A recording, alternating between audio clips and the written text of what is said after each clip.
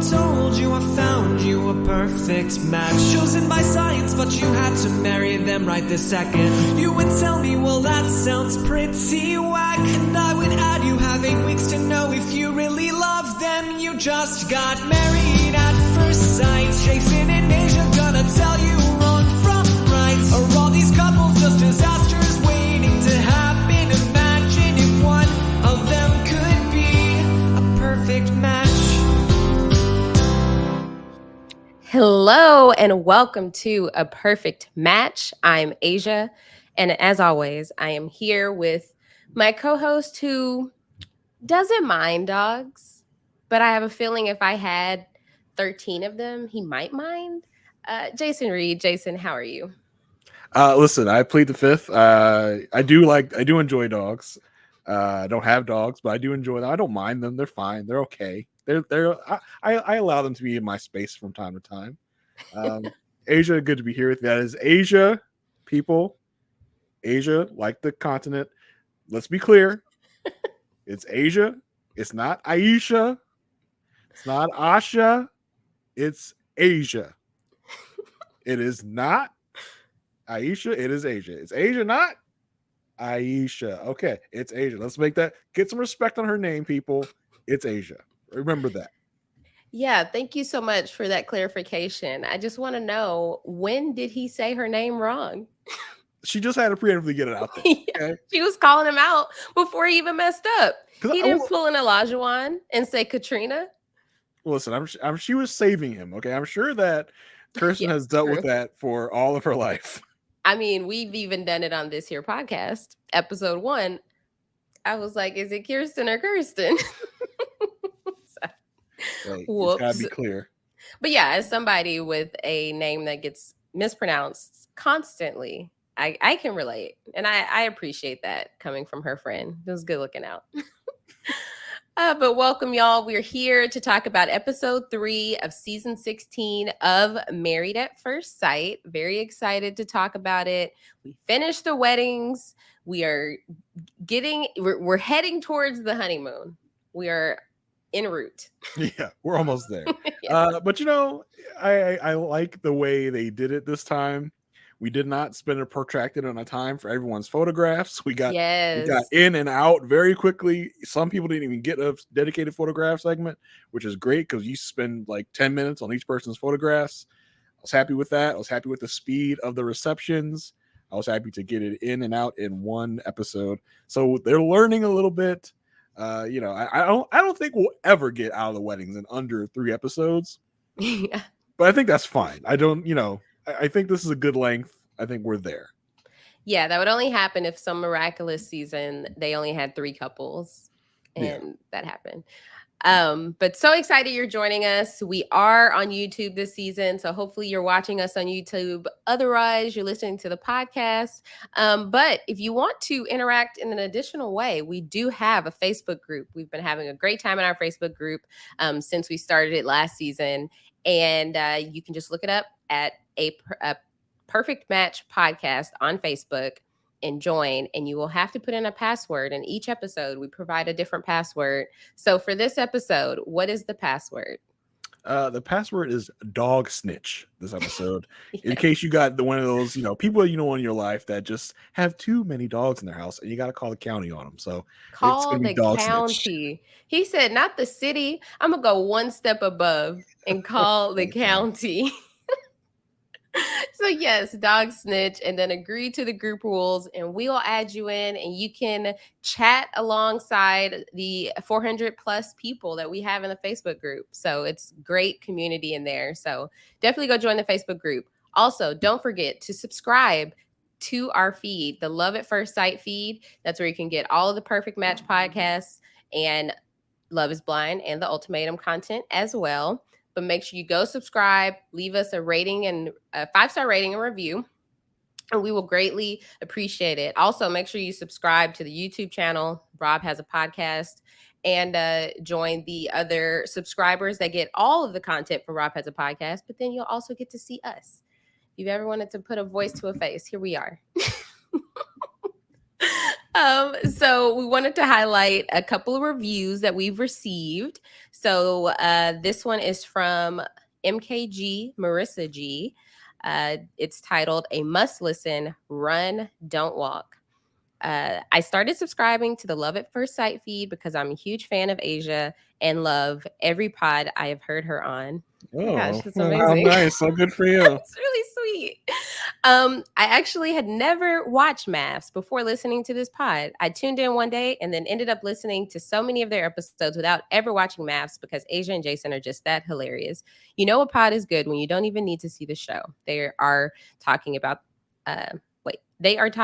show to enjoy their perspectives and insight. Aysha and Jason are single-handedly the reason I will watch MAFS now, and I'm actually enjoying the show. Keep up the great work, and I look forward to this season.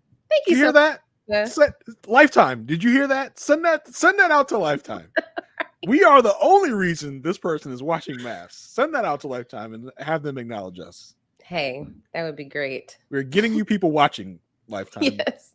Let's go. So I'm gonna do actually two. I'm gonna do a long one and a really quick one. So the first one I'm gonna do is by KRBM5524. It's titled "Love This MAFS Podcast." Aysha and Jason are absolutely a perfect match. Their banter back and forth has me laughing out loud. I look so forward to listening to this every week. It's a bright spot in my week. Keep up the good work. Love you guys. We love you too, KRBM5524. Although you sound like a robot, I'm sure that you are a real person. KRBM. It's a bot. KRBM5524. Someone has AI has done great things. Maybe someone has taught an AI to watch MAFS, listen to our podcast, and the AI really loves our podcast. Yes. That could be it. I do have another really quick one from sometime listener. That is the title of their username. Just title entertaining, light, diverting, fun. Hey, no lies detected. That's all we need to be. Like we said last episode, short and sweet. We love those too. I really appreciate it. I'm glad that you guys can have some fun listening to us. Just talk about the show. We would be talking about it anyway, but now we're talking for your listening pleasure. So there we go. But yeah, we are going to go ahead and get started with this episode. Let's see. This episode better than last episode? Yes. Yes. Yes, question mark? Right. Yes, a smidge. I still think, the first episode didn't just blow us out of the water, but if we had to look at what we've been presented, I probably enjoyed the first episode the most. Yeah. And then this one, and then the second one. This helped get a little more personality out of everyone and see. We got to see everybody interact, which was interesting. So I think of course, like we said last episode, weddings were really dry. It wasn't a lot. So I definitely think this is a step in the right direction for this season. Yeah, exactly. So we'll get started with our first couple, Eris and Jasmine. So we finally get to see. We were left on a cliffhanger with his cousin. Is Eris going to go through with the wedding? Yeah. She tried to grab his arm and sprint out of the wedding venue. She just doesn't think this is a great idea. The more we saw of her this episode, I don't know. So I still feel that she knows Eris way more than we do. And that's why she's so apprehensive. But I also feel is there a positive bone in her body? Can she ever say a good thing about this? And also, it's just did she realize what she has done in the first time? She was like, all right, yeah, this I'm gonna go on this. I'm just gonna be that negative person. I'm gonna get my 15 minutes of fame in the sunlight and just be negative all the time.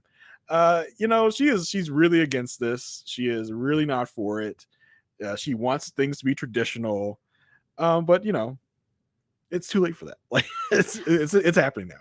Right. And I've heard varying things from people from their parents or siblings.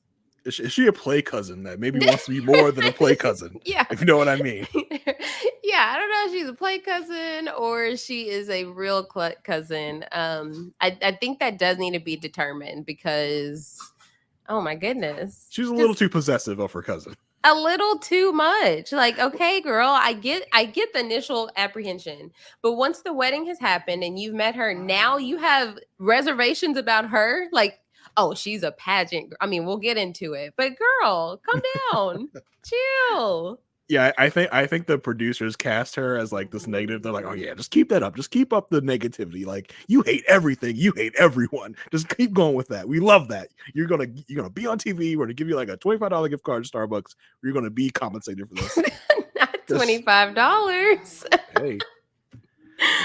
All right. So let's see. Okay. With Jasmine and Eris. So, yes, we pick up at that conversation. She says, look, I can't do nothing but laugh. And he was like, do you have anything helpful to say? She was like, okay, look, you say you love Black women, so stand by your Black woman. I'm like, at this point, how do you know she's Black? It sounds, Eris like, I don't want nobody but a Black woman. Like, you better not. I better see any other nationality. Unlike some other people that are just like, just a woman, I guess. I don't know. Whoever you want to send me, that's fine. Right. Yeah. So that was the one piece of positive advice she could give out. And so then we cut to Jasmine. She is very nervous. But she's like, she has to do this because she's not about to be 60 at her child's high school graduation, which is that's a fair goal, but she still has some time. I mean, that'd be kind of hard. That means you'd have to like have children at 43, which is like right, really right. hard. Yeah, because like I used to always make a joke, which I kind of stopped making because it's like actually true now. Before it was a joke, but now it's true. I used to tell like that's the worst kind of joke. I know. I know. So it's that my friends that have kids, I'm like, oh, your kids are going to be babysitting my kids. Oh no, reality comes at you fast. Life happens fast. Exactly. And like the kid I used to joke about that with is 9 now. So you got like 4 more years to get this done, Aysha. Right. Before that joke becomes reality. He's like pretty much already babysitting age. So yeah, so Jasmine's mom and dad walk up to her before she goes out, and her dad looks so sweet. He has like this salt and pepper beard, and he says a prayer for her, and he's just like, I'm just praying that your husband is a helper. Yeah, I mean, he seems like a sweet, nice old man. Nothing too negative here. And I was surprised that he was not like Mac's mom. That was so. I mean, a lot of the parents on this for these contestants for this cast, especially being a preacher, I was surprised he seemed so kind of okay with this whole process. I know. Yeah, that is a good point. I think he's just able to, like, he may have these feelings, but he understands that this is her day and this is what she wants, so he's going to support her. But he's not and he knows her down. Yeah, and he knows, unlike Felina, that the day is here. Like, there's nothing I want to say that's going to like change any what's about to happen. So it's not too late. Might as well just grin and bear it. Yeah. I got the car out back. It's running. Let's go. We can make this happen. I get that. Like, there are cameras here. I'm pretty sure if I tried to leave, a producer would force me to stay here. And so I can't really do anything. Exactly. So then we get to the time to walk down the aisle. Hey. Pepper. It's actually not Pepper. It's one of Jasmine's dogs. Oh, it's one of the puppies. Yeah, exactly. I was like, hey girl, I'll take one off your hands to babysit. So let me look up the Houston animal control, Houston County, who I gotta call. That'd be Harris County. Which you could often see on First 48. Okay. Oh no. Aysha, get out of there. What are you doing? I have this app called Citizens. Anybody, if your city is on it, go check it out. It literally updates you whenever there's a call to the police, and it'll tell you crime in the area. And so it'll tell you, oh, there was a man assaulted 2 blocks away, or there were gunshots heard. That's great. So it's very insightful. So I find out a lot of happenings around here. What are you? Why aren't you? Why aren't you in a safer neighborhood? You have all this money. Why? Boy, real estate prices must be insane in Houston because crime has no address. Okay, that's what true. Every leasing agent tells you when you go look for an apartment. Adrian, you gotta get out of there, right? You got your security system updated. Like, I want to make sure you're safe. I'm secure, trust me. So you got 2 guard dogs over there. Obviously. Exactly. You heard that bark. That's a vicious one. I'm shaking in my boots. So it's time for her to walk down the aisle, and she walks out, and this is the moment where you really judge, like, okay, is she pleased with what she sees? He drops his head and smiles. Like, he's like, oh goodness, she's beautiful, great. That's like what his whole body said. Yeah.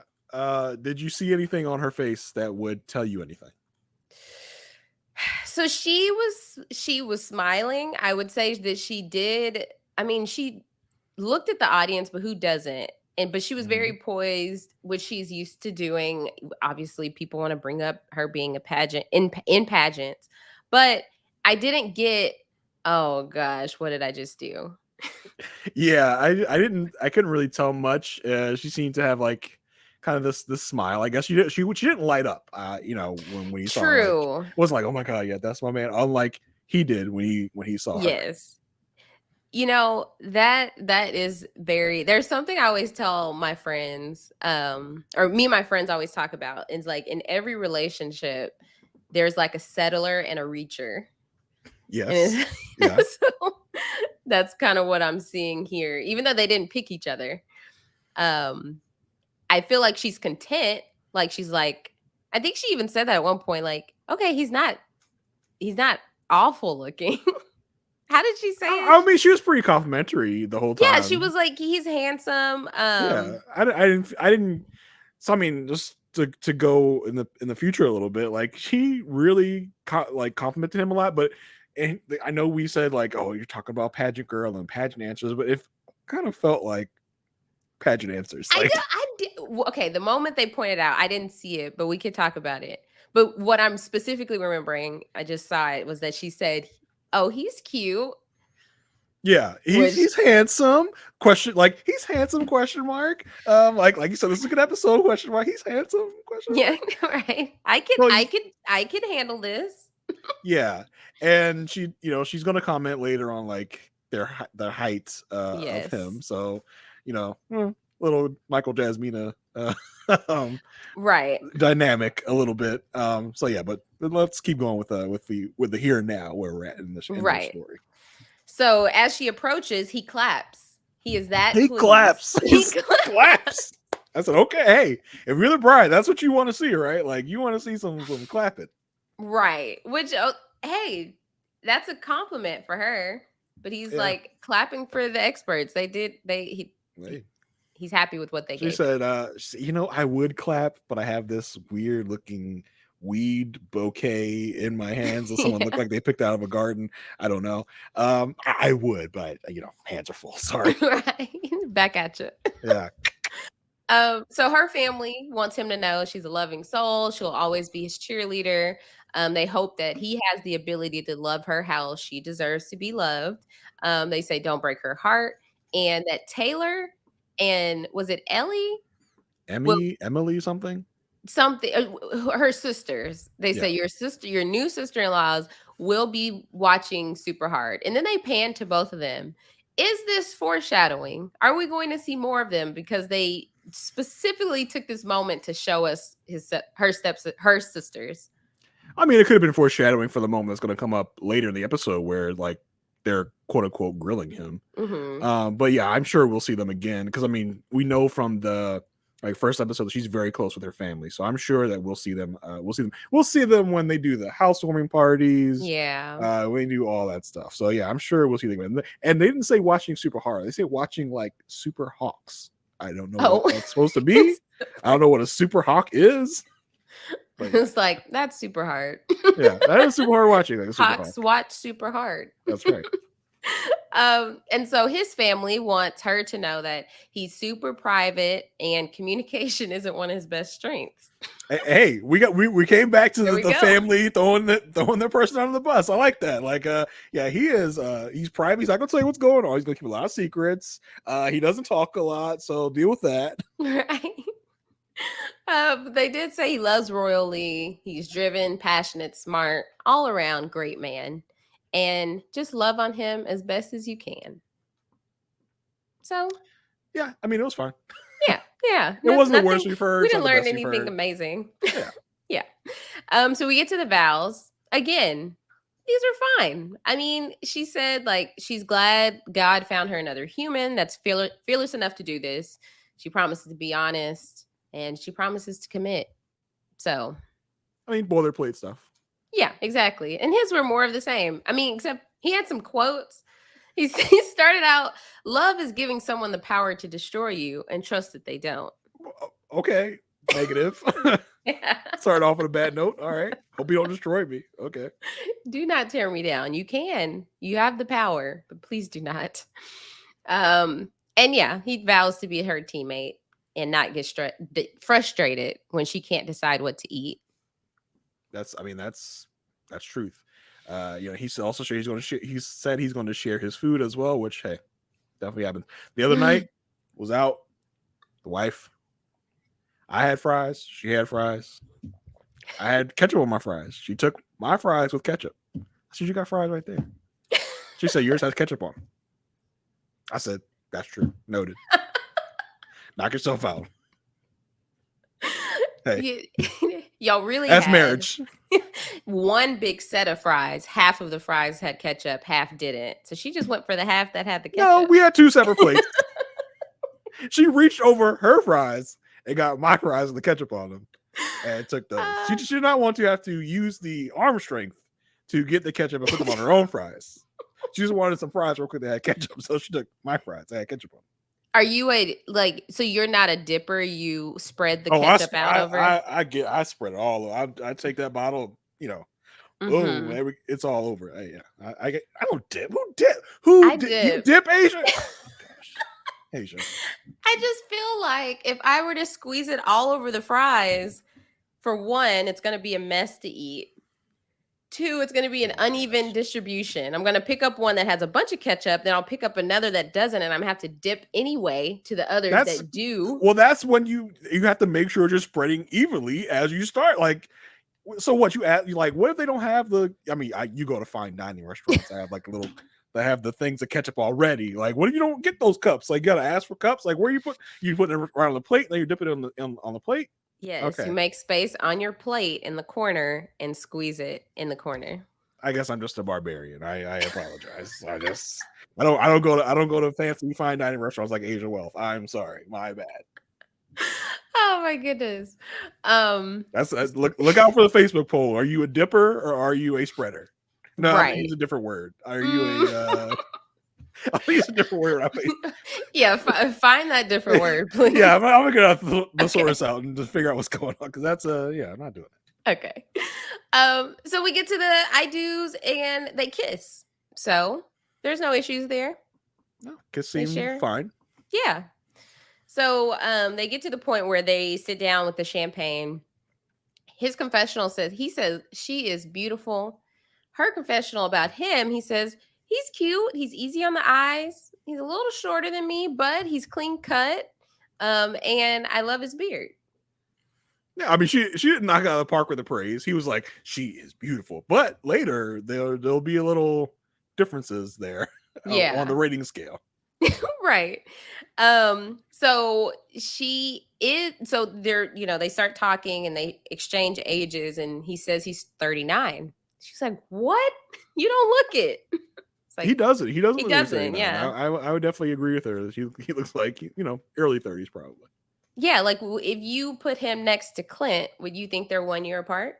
No, I would think Clint is like 15 years older than he is. Clint's had a hard life. He's been through it on the sailboats. Sailboats are rough. Yes. They discuss siblings. So she tells him that she has 2 sisters and a brother, and he is an only child. And he says he is spoiled. He's like, look, at least I'm aware. I mean, listen, it's the burden that us only children bear. We sometimes can be selfish. We sometimes can be spoiled. That's just the way of life. Sorry. See, that's how Pepper was starting to get until I got Cinnamon. Yeah, you had to get her a sibling. Right. But that's where I stop. Oh, yeah. Well, okay. I can guarantee you the puppy life is not for the weak. Cumin is coming. Tarragon is coming. Paprika is coming.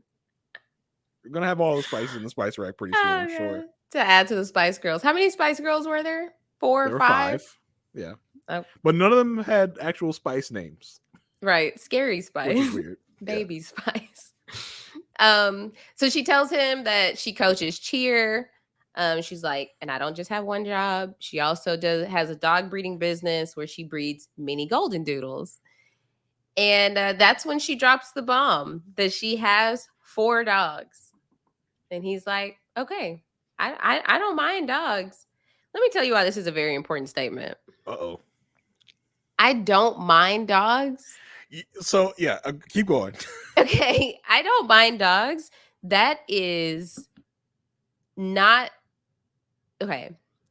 That basically means that he would tolerate dogs.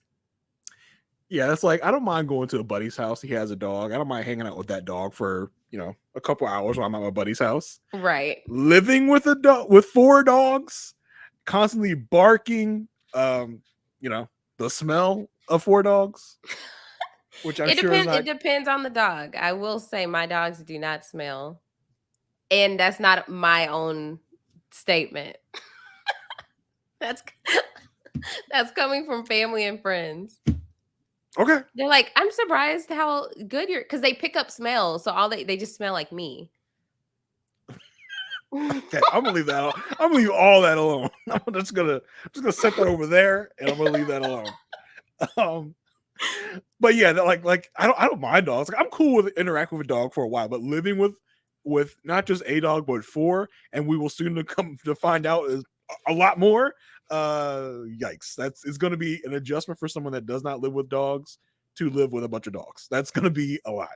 Exactly, because this isn't just like Gina. Like, oh, I have 1 dog. I love my dog. It'd be great if he loves dogs too. But if he's fine with dogs, that's great. This woman is passionate about dogs enough to have a dog breeding business. Yeah.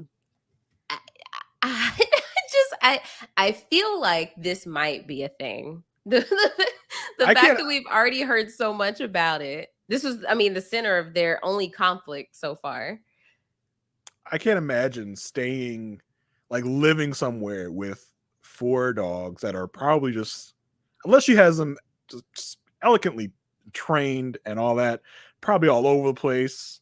Just you can't walk without running into a dog.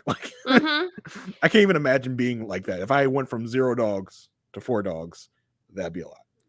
To be around that many dogs, you have to have a deep love for dogs. I just don't think it's going to be conducive to somebody who just, I don't mind dogs. Yep. Because even if I go to visit my friends, they have 2 dogs and I bring Pepper and Cinnamon, it's a lot. We legitimately have to make a choice.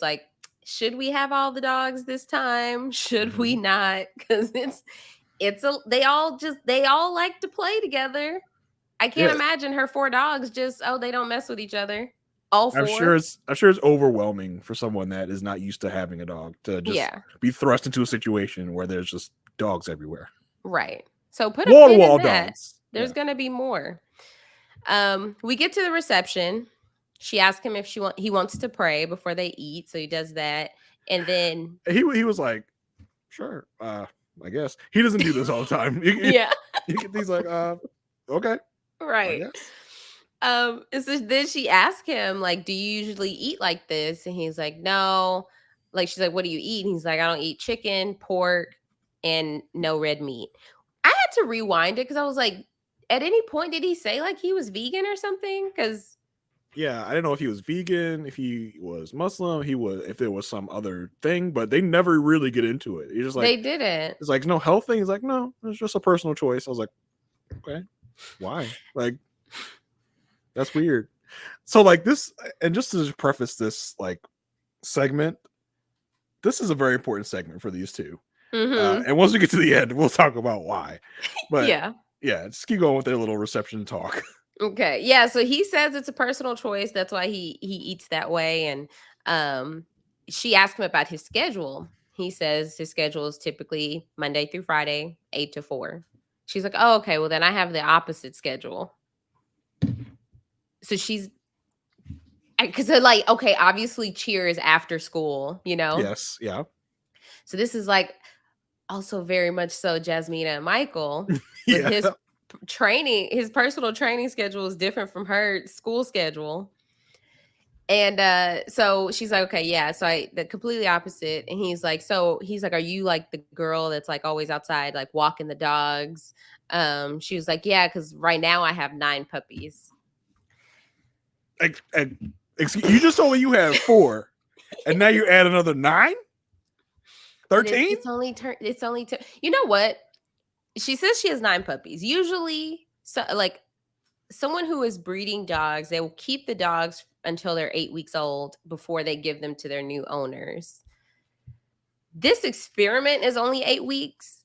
So I'm hoping she's had these puppies for maybe a month, and then she would only have them for another month, and then they will go to their new families. That way they get a month without 9 additional dogs in the house. And this is like, she breeds them like, and she keeps them like in her house, like you would probably, like just not like some other place she houses them or something. I would imagine her house. I mean, I know someone who does not breeds, but they have foster dogs. Mm-hmm. So that's just have them temporarily, and she does that from her house, and so she can foster cats, dogs, and any amount, however many she can handle at that time. And so I would imagine with this situation, I don't think she would have like a facility. And who's watching these 13 dogs while you go on a honeymoon? Like what's happening? Like, because it's not like she says like that's her business, but does she have a team? Right. That's my question. Like, is there some other place you do your breeding? Like, is there somewhere that you're not keeping 13 dogs in your house? Because that does sound illegal. Like, that does sound like they will come shut your ass down if they call the animal control. Like, she definitely has to have a house to be doing this and a yard. Yeah, does she have like an outside kennel? Like, that's a thing, right? Like an outside like enclosure to like keep the dogs, or I don't know. I know nothing about dogs, obviously. Justin took his dog. Yeah, like the doggy prison. Yeah. Another thing about having puppies is that having puppies is a mess, like that young. So there's no way she's not thinking that, oh, he's gonna be helping. That house smells like dog pee and poop. You remember Danielle and Bobby, yes, where she was fostering dogs. He was so in love. He did not care about all the issues the dogs had. She was peeing and pooping all around his house. That was when they, stayed in their own houses. And he was just like, "Yep, I'll just clean up this poop that this dog just pooped on my laptop. No problem." Right. I don't know if Ayr's going to be that way. Now that you say that makes me think, okay, yes, they get their own apartment. So maybe he won't have to deal with 13. Maybe she's only going to bring her 4 dogs. 4? It's just still a lot? Because a lot of apartment complexes have pet fees. Mm-hmm. You think MAFS would front the bill for that? Who knows? Well, I mean, most of the people that have, we think about Mark and Lindsay from a couple seasons ago. They had I think they had 4 cats. They kept all 4 of their cats with them in their apartment. They did, yeah. So who knows? Who's taking care of these dogs? Like, is she leaving them at her house, like while she's in the apartment for 2 months? I don't know. It's a mess. Yeah. Listen, Eris, this is gonna crash and fail for Eris, but I'm on his side with this right here. Like this, I do agree. I do agree. It's a lot. Like based on some stuff I've seen on the Facebook group, it may come as a surprise, but I do agree. Like 4 is wild. Yeah, I already think 2 is a lot. Like that's something I even debated before having 2. I'm like, okay, as a single woman, if I y'all meet heard that someone, right? She said before having 2. having 2 dogs, Yeah, I mean, birthing my 2 dogs. yeah, that was weird. Y'all heard that. Before getting Cinnamon, I was like, okay, as a single woman, is having 2 dogs going to be a lot? But I've seen friends that have done it. So Yeah, if you can't handle my 2, you can't handle me. More power to you, single mom. I'm all for it. I posted this like still on the Facebook group of just like right after she tells him about the 9 additional puppies, just his face like when they're sitting at the table, he's just like, what have I got myself into? Like he's just like dead stare, like, oh crap, like this is gonna be awful. So yeah, this whole like thing here. Why are these 2 people matched? Like they have totally different work schedules, so they're gonna hardly ever be around each other. They have totally different diets. One is a extreme dog person, the other is not so much. Why are these people matched? I really don't understand. I think that they may have clung to a couple of qualities and said, this is perfect, right? So let's ignore everything else about their lifestyles. Right. They said they'll figure it out. Yeah. They both want to be married, so they'll figure it out. Is what I would imagine the experts had in their minds. After he's told she has 9 puppies, he's like, that should be illegal. Can I snitch on her to the county? I thought that was kind of funny. That was so funny. That was really good. Like that was a good one, Eris. Like, yeah, you might be getting a bad reputation on this show, but I tell you, you're kind of funny. You're a good one. You got some one-liners in these confessionals.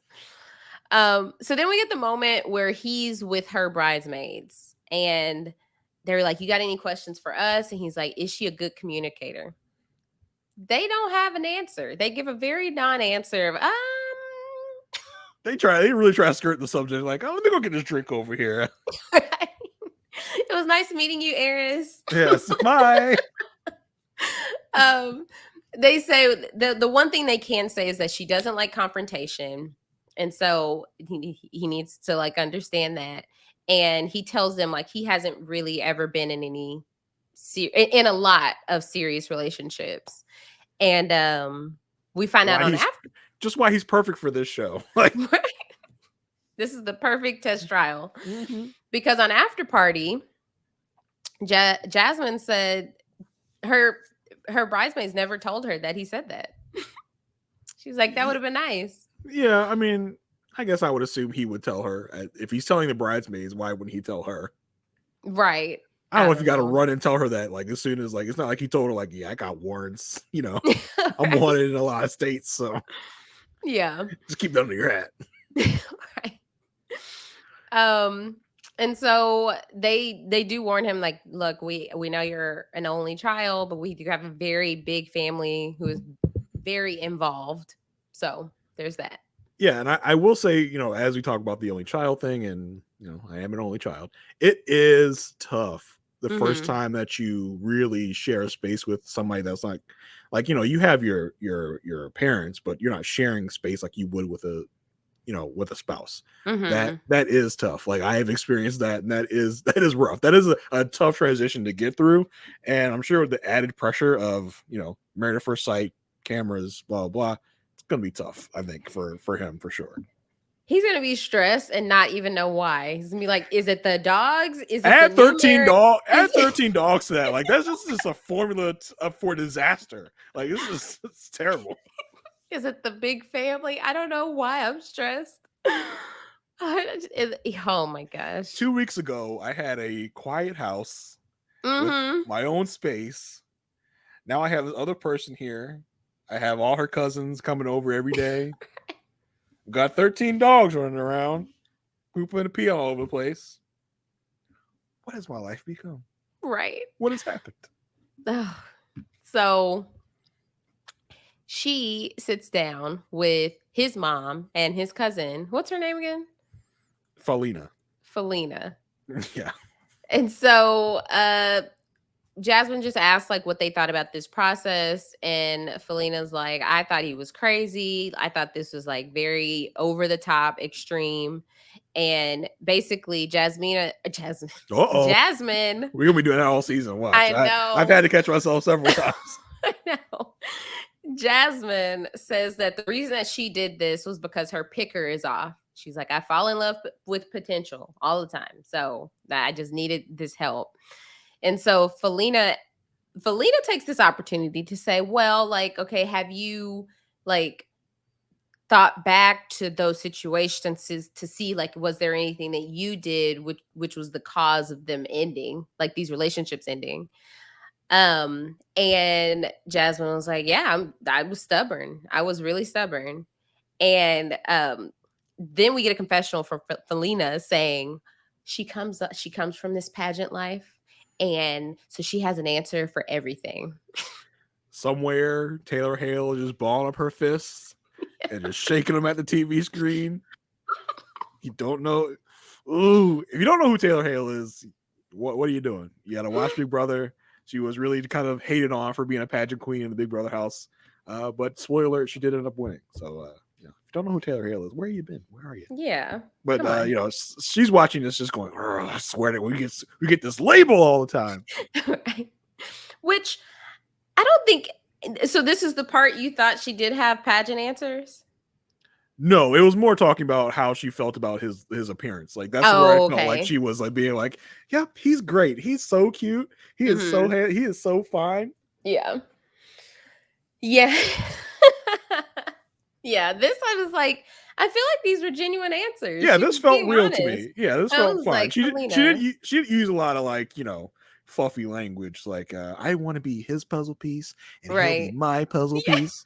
So she didn't use a lot of like kind of flowery language. Yeah. But that happens with everyone on MAFS, not just pageant people. Right. So yeah, overall, Felina is just worried he's making a mistake. Felina's just a hater. Yeah. Felina, you need to fall back. Okay. You are a hater. Get out of here. Yeah, Felina, you're doing too much at this point. I had your back when you were talking about not thinking he was ready, but now you're on Jasmine for no reason, for having answers to your questions. Girl. Yeah. What do you want her to say? I don't know. No, this is going to go horribly, and I'm sure I'm going to break your cousin's heart. I'm positive of that. But yeah, I mean, it looks like the grilling continues next episode because I think in that preview we got, which looks like the brunch the next day. Yes, Felina's going to continue the grilling. Yeah, because we did see that on After Party, Shaq was like, Felina would not have been at my wedding. Would have disinvited her real quick. Right. Which Aris doesn't strike me as someone to be like that. To be able to put his foot down. Yeah, probably not. He's just gonna be like, yeah, you can come. You got anything nice to say? Anything. So then she talks to her bridesmaids. She tells them she didn't really have any butterflies when they kissed. And then we jump over to Aris talking to his groomsmen. And they're like, all right, 1 to 10. 10 being Beyonce. Well, what would you rate her? He's like, I'd give her an 8. Well, yeah, I mean, the important part, though, is in the talking to her bridesmaids, she gave him a 9.5. Yeah. And then cut to him. He's like, oh, an 8. Sir, listen, she's being nice. She's being very she upped her grade like at least 2 in my mind. Okay. Right. It's like the on-camera curve. Yeah. You're talking about an 8. Okay, like his friend said, like that's your wife. You gotta, give her a little more than that. Like he's like, it's hard to compare to Beyonce. And we understand, but you gotta say the right stuff, Aris. Like, come on. Right. Don't bring up this rating to her later, please. Yeah, don't do it. She tells her bridesmaids she might give him the goods on the honeymoon. She doesn't want it to happen tonight, but it may happen on the honeymoon. And when there's so No. That was okay. I was remembering Shaq's friend. Oh gosh. Right. No. So much inappropriate behavior in this episode. Yeah. I didn't even get it straight. Right. I can't get the groomsmen right. So for Eris's groomsmen, they're like, all right, tonight she walks in, she's like, we're gonna do whatever you want to do. What do you then what? He says, and on national television, yes. He says, what does he say, Jason? Oh, I want you to say it. I want you to say it. Go ahead. No. Somebody isolate this, please. No. I want a sound drop. Go ahead. Wish I could change my voice. I was so glad when you took Eris and Jasmine. I almost didn't take them for this exact quote. I'm glad you took him for this quote. He's first of all, y'all, he's the worst. Because how is this your just first response on national television? So, okay. You're stalling, agent. His groomsmen say she walks in and she says, we're gonna do whatever you want to do. Then what? Eris says, then I'm gonna tell her, get on your knees. Oh boy. Sir, this is your wife now. Yeah. On national TV, he says this. So this is in the pantheon of inappropriateness to go along with who was it? With Nate last season. Oh yeah. With telling the young lady dancing for him at the bachelor party, on your knees while he sprays whipped cream in her mouth. Why we gotta be putting on these, hypersexualized, I can't. I don't know. But those words came out of his mouth, and now they came out of your mouth, and we're gonna have that isolated, and I'm gonna play it all the time. This is a lost clip. The only other thing we got from them was they left on in a pink Mustang from the wedding. We got the typical like how they feel, but it was all pretty generic. So now that all the couples have met, we are going to rate them. We're going to do things a little bit differently than we have the past 4 seasons. So we're going to rate them on a scale of words, or 3 different levels, basically. So we're going to say they're either solid, they're on thin ice, or they're doomed. So solid, we think that they are good based on this episode. We think that they're going for success, whether that be decision day. Well, really, it's decision day and on. So reunion, everything. We think they're good. On thin ice means based on this episode, no, they're rocky. It could go either way, but they might fall in, they may not. They may make it back to the edge. And then doomed is like a Haley and Jake, like people that are just like, there's no way they're making it out of this. Mark and Lindsay. Yeah, Mark and Mark and Lindsay had their moments. Yeah, but it was you're ultimately right. Jake and Haley had no moments. Right. 0. Yeah. So we're each gonna have our own rating, and we'll just kind of go from there. So with Jasmine and Eris, what are you thinking now based on this episode? And as I'm thinking about it, we didn't get like a photographs segment with them, so we didn't see an awful lot of interaction with between the two of them. We got their little reception, and then they both kind of went their separate ways. I mean, just based on the dog thing, I don't see this going well. Based on he still seems to be for the streets. I know he waved by, but they seem like they're gonna pull him back in. I'm gonna go ahead and say on thin ice. Okay. I'm not gonna say doomed. I want to see more before I say doomed. Yeah. I'm gonna put them on thin ice right now. Nice. Okay, I think that too. I for sure thought you were gonna say doomed because of the dog thing, but I think they're on thin ice.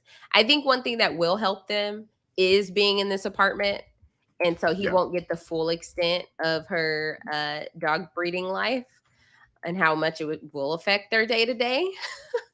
Little But do you know, cut to the first apartment episode where she's bringing in these, big dog kennels. Like, this is where all the dogs are gonna go. I know we have 2 bedrooms. We need 1 bedroom for the dog. I'm gonna take the bed out, and I'm gonna put a whole bunch of crates here. Yeah. This will be the dog's room. Well, I also thought on thin ice. I think that it could go either way. I do something that a lot of people point out in the Facebook group. Like, yes, we've been hard on Eris, but they were cute together. I will say that.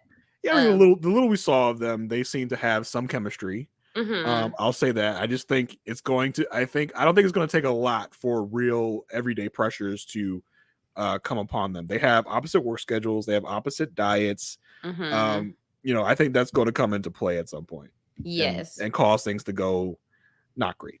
Yeah, I think that too. But I think we could have some good days with them. We might have some bad.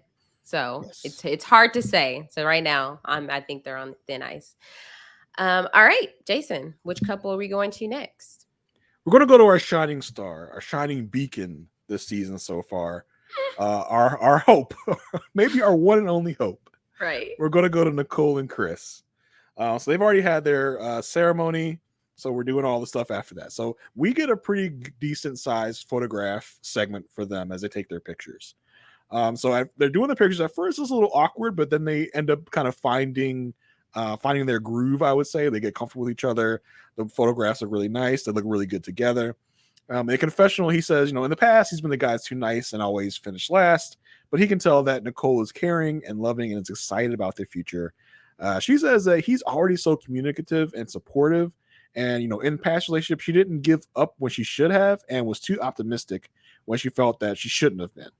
That the great photo segment, everything was they're all complimenting each other throughout this whole segment. Like, It was just their photos, underneath a confessional of them be like, hey, he's so great. She's so great. So fantastic.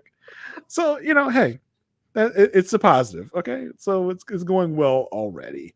But then, I feel like they're just like at this moment in time, they're equally excited. And I think that's something that we just don't see for any other couples, is just like how they're both at the peak of like, this is a great person for me right now.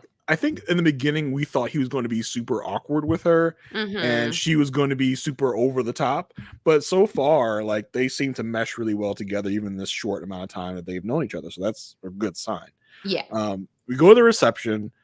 She is, talking about a lot of different things. She says, and we're both really talkers. So they go into this whole montage of them like talking about random stuff with each other at the little, the reception table where they're eating their dinner of whatever baked chicken, I think it was, or something. Looked pretty plain. I was like, first of all, who was this caterer at all 5 weddings? Because it was pointed out on multiple occasions. Like, they trashed that Kirsten food. wouldn't eat it. they trashed that food. They're like, I would eat this crap. Like, what are you serving here? It's like, can we go to Wendy's after this? I don't know. I would, if I was that caterer, I would sue. I'd be like, I helped y'all out, and this is what y'all did to me on primetime television on Lifetime. Make sure you blur out any mention of my catering company if there's any shots of my catering company's name. In a confessional, she says, so far there have been no red or even yellow flags. Her only concern is that they're both talkers, but she thinks they'll find their way with not talking so much, but talking the right amount. We get the obligatory glass clinking, ding ding ding ding ding ding ding ding ding ding.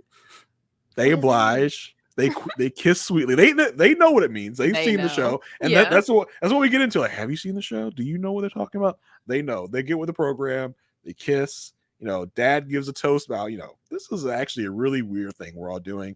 He talks about all the F-bombs he dropped when he first heard that she was going to do this. But so far he seems okay, says Dad at the toast. Right. Yeah, it was I don't know. I feel like, okay, on this show, when things are going so easy, you feel like, wait, am I missing anything? But it just feels like everything right now is just, it's how it is supposed to be. It's as if this is their wedding after they've been together for a year and a half. Yeah, I did feel like that. Smooth sailing, as Clint would say. So I mean, it seems like everything's going well so far. She does meet up with her friends, and she talks about so far nothing is really sticking out as a negative. And there's so many positives. In fact, her only worry is that he's going to be too nice to her, and she can already tell he's going to spend the rest of his life trying to make her so happy. And she hopes that she can do the same for him because she does not want him to feel underappreciated. Because she says she has limits on her nice, but he seemingly doesn't have any limits on his nice, and that could be an imbalance. She's making such bold assumptions. Yeah, by today, like you already know that he's too nice. He's never going to get mad. He's going to be nice all the time. It like reminds me of her saying, "Oh, he communicates so well." They like barely had any minutes. Yeah, they barely had any alone time. Yeah.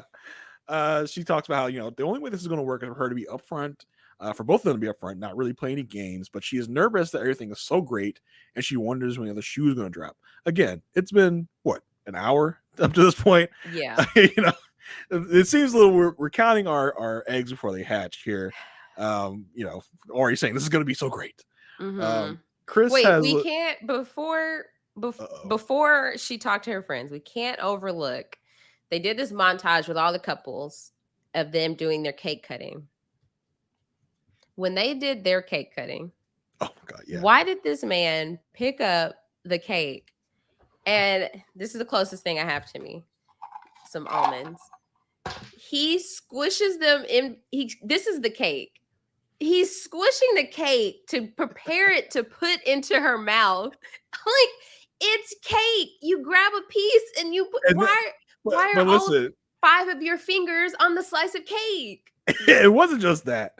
It was them and a couple other people as they're feeding the cake to their significant others. They're just fingers just all in the mouth.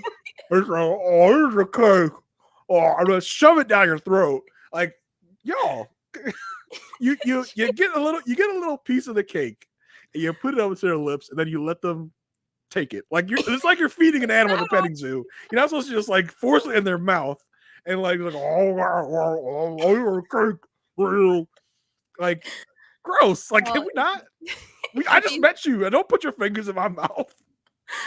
Did we not? Are we not at the tail end, or even just in the midst of a global pandemic? You know how many things you've touched? The COVID denier. It's still happening, y'all. People don't act like it. That's true. Just the amount of things they both have touched before leading up to this. You can't tell me they both washed their hands 10 seconds, sung the ABCs, and before hotel property that 10,000 other people have touched in the last week. Gross. Just real bad. Gross. So I had to point that out. Yeah. It was not a great time. So Chris meets up with Nicole's dad. Nicole's dad seems like he's skeptical. He says, he calls him, hey, I think he even says like, hey son, or whatever. And he's like, well, I'm gonna earn the right to call you dad. And her dad says, well, let's see where we're at in 8 weeks. I was like, that was fair. I'm not sure if you're gonna be here in 8 weeks, so let's calm down on that for a bit. They get matching tattoos. Yeah, I mean, I think dad is realistic. Dad says what most dads like. Listen, my concern is I don't know who you are. Like, I don't know you. I don't know your family. So we'll just have to see. Dad says, this isn't usually the course that you want your child to take, is just marrying a random stranger on TV. But Chris does try to assure him that he is loyal. He'll be a good communicator, a good listener, and he is so ready to be married.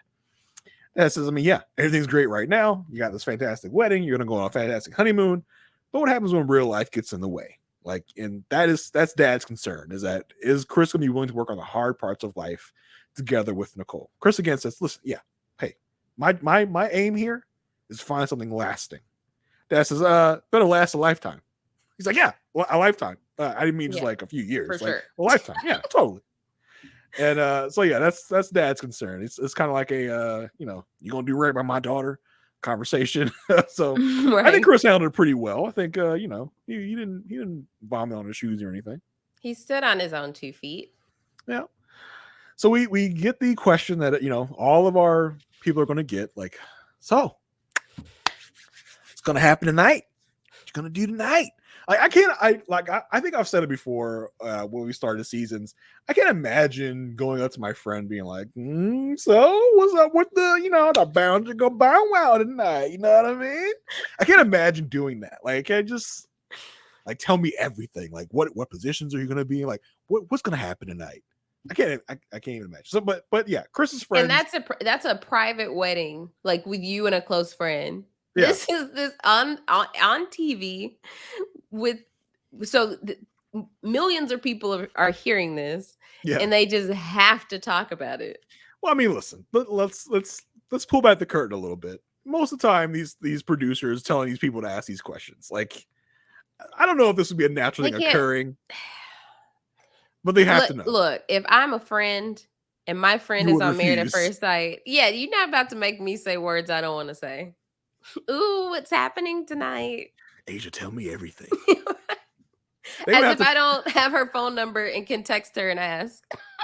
They would have to find one of my like distant cousins to come ask me, because like none of my friends are going to do that. They're like, yeah, I'll do it.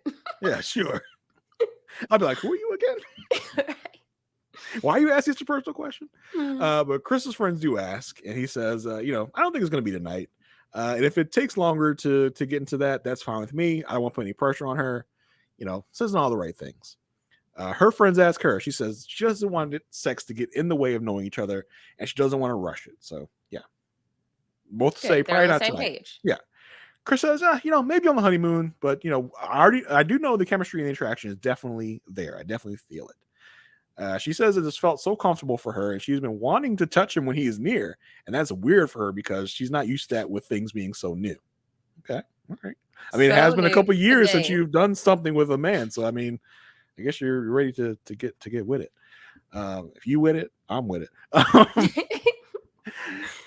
So they do the little thing before they get ready to go to honeymoon suite. She says, right at the end of the wedding, she's at the end of the reception, I should say.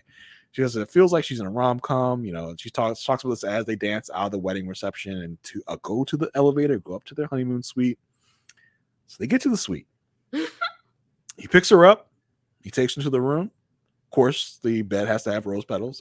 We have to have the obligatory scene of every couple, throwing the rose petals off the bed.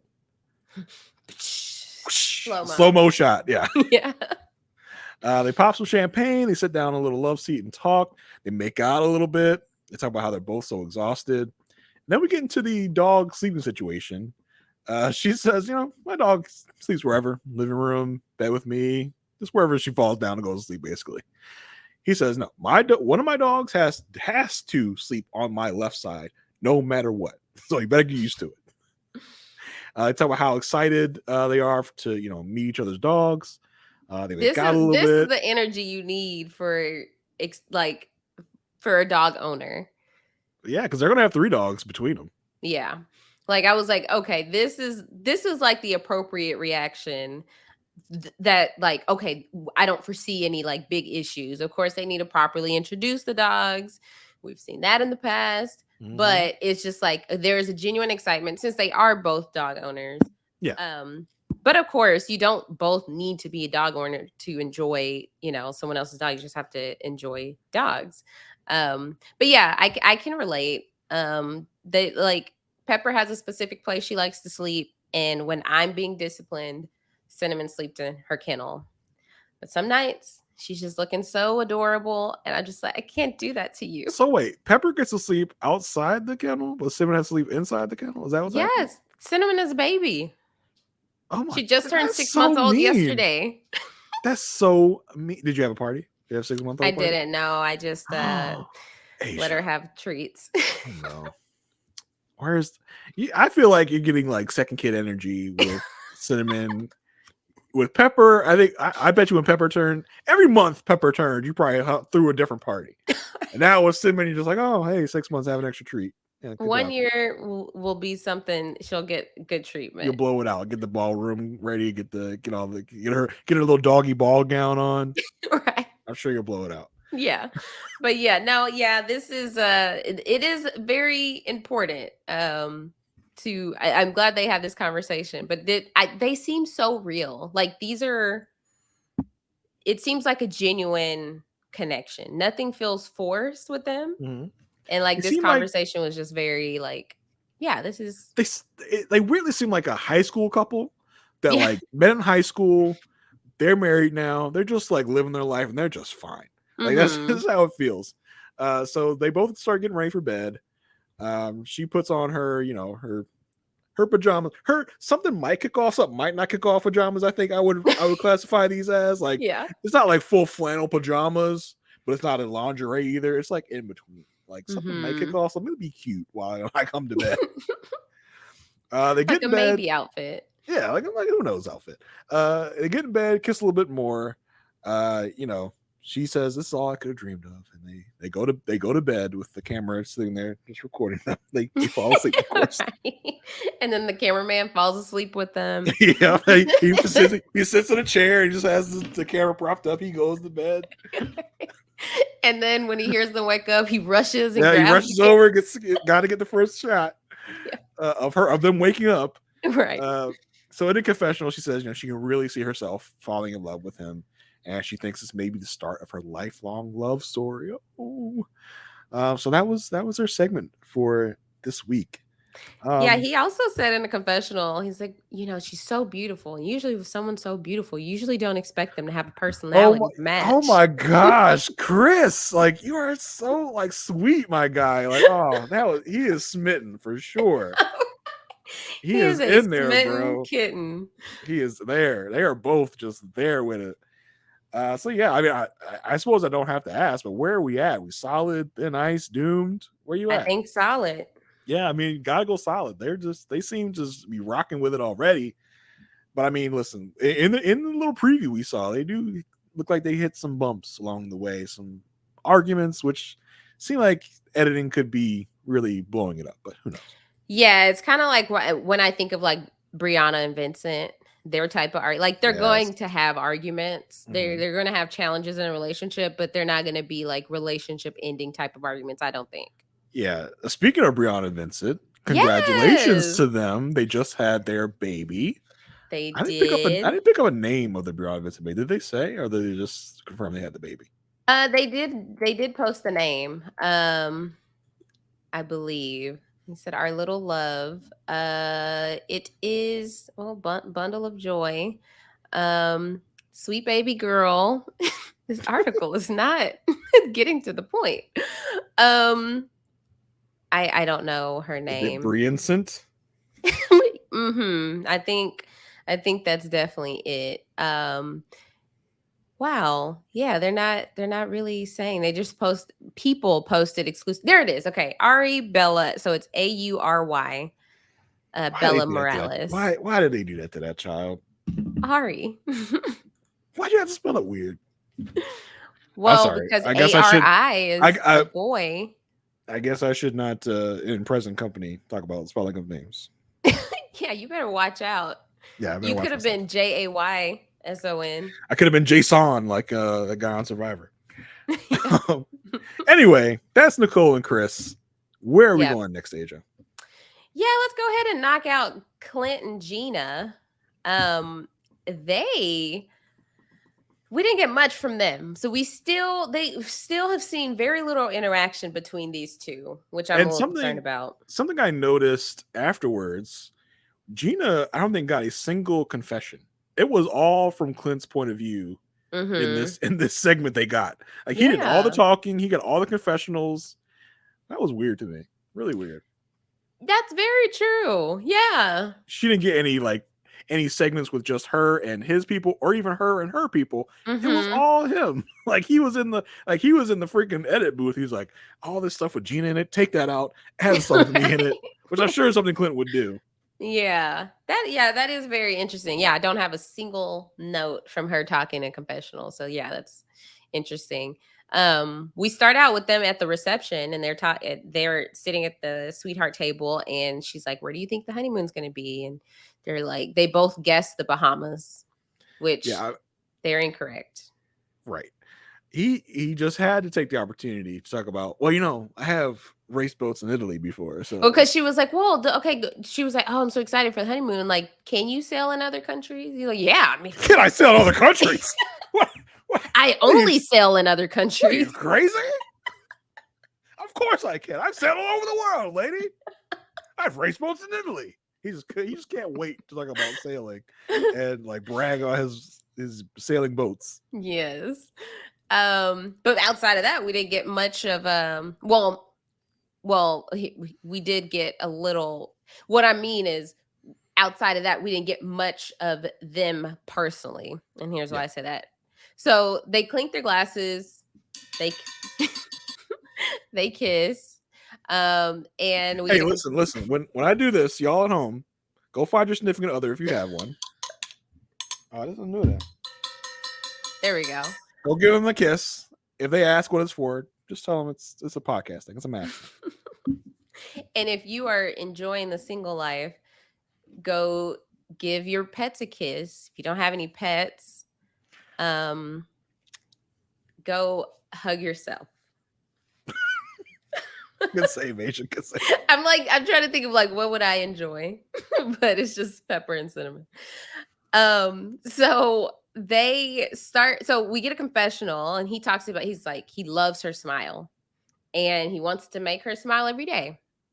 I thought that was nice. sweet. That was good. So they start talking about like relationships, and she says like she was in a serious relationship 5 years ago.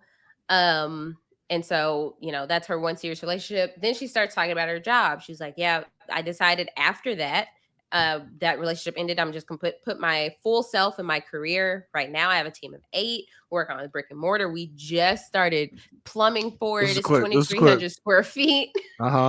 This is good. Yep. And then they did like great.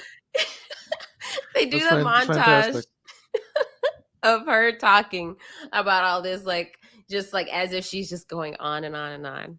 When it was probably like a 5-minute conversation, they just cut yeah, exactly. I'm like, she probably wasn't talking endlessly, but that's how they edited it. And so Clint's like, look, I'm excited. In his confessional, he's like, I'm excited she loves what she does and she's successful at it, but I want to get past the work stuff. Bro, she's probably had to hear about sailing for at least 3 hours straight. You can't hear about her job for 5 minutes. Exactly. Come on, man. Which this is something she at this point, it's more than just it's not just a day job. It's something she's investing multiple hours into. This is a big event in her life right now. Yeah, literally. This is a big thing.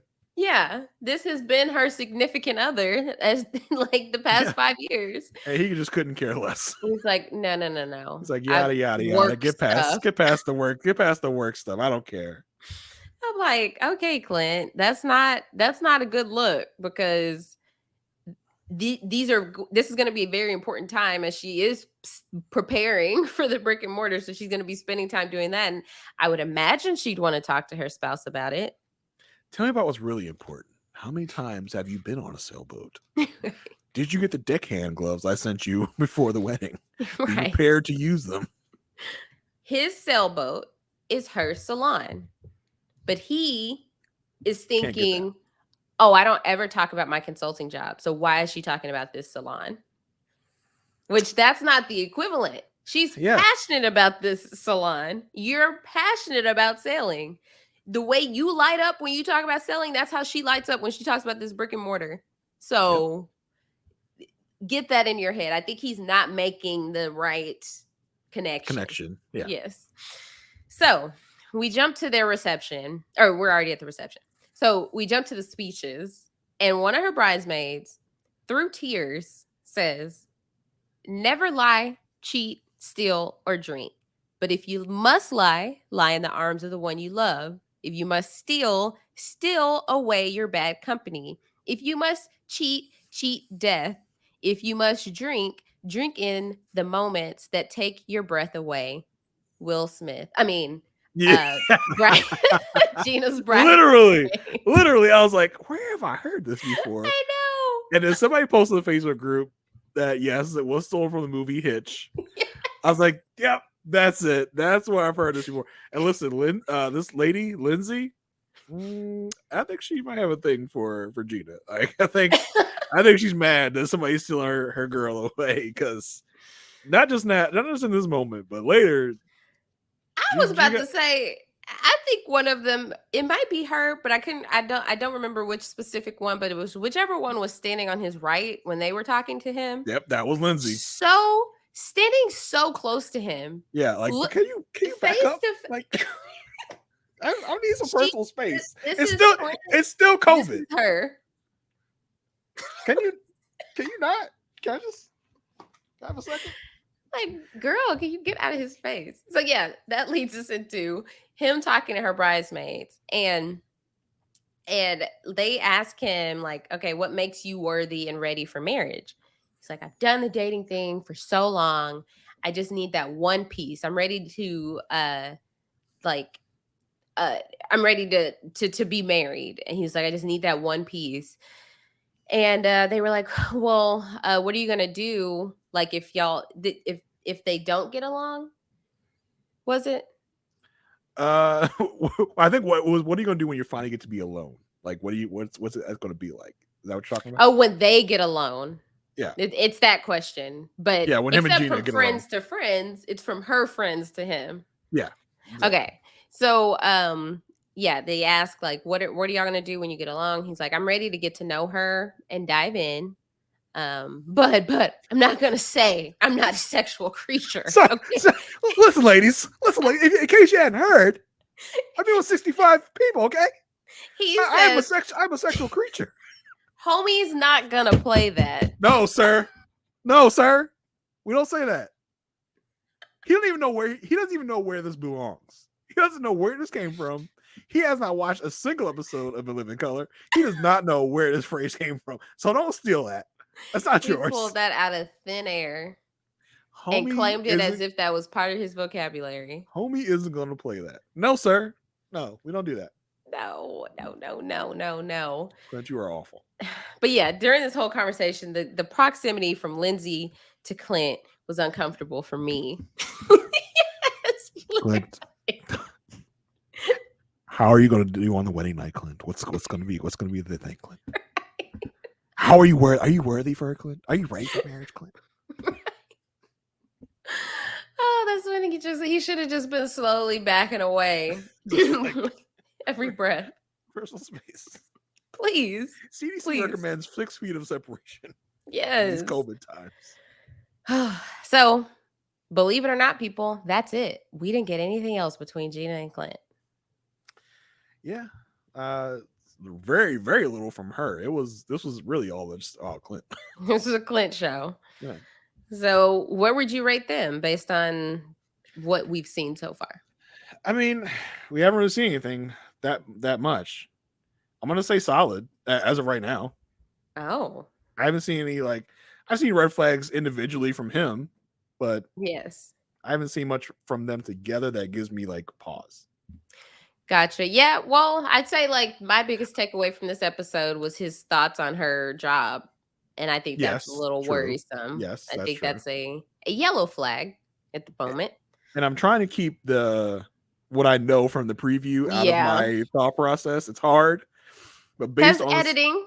Yes, editing is important, people. We don't know what's going on exactly. But for now, I'll say solid because he seems to like her. Is what I'll say. He was complimentary of her physical features. He does. Yeah, I mean, yes, and he doesn't like her. He's bored of her job. That's fine. He's a punk. But I'll say solid. You're gonna say on thin ice. Thin ice. Okay. Yeah, I think it's still. I still need to see more of them, and I need to see if she's into him. That's something. Yeah, because I think it's interesting that we got nothing of her saying oh yeah, he's hot, he's blah blah. We got a little bit of that last episode, but I think if we got more of it, they would have put it in the episode. Exactly. Yeah, they would have said we got to grab at something. Yeah. So yeah. So, which couple are we going to next? We're gonna hit Kirsten and Shaq, which I think was a very interesting episode for them. Yes. We start at their reception, and we start with them at the sweetheart table. Really starting to bond over different things. Like, oh yeah, I go for a nap. She's like, well, maybe we'll sneak off somewhere and take a nap. I was like, oh, okay, Kirsten. Okay.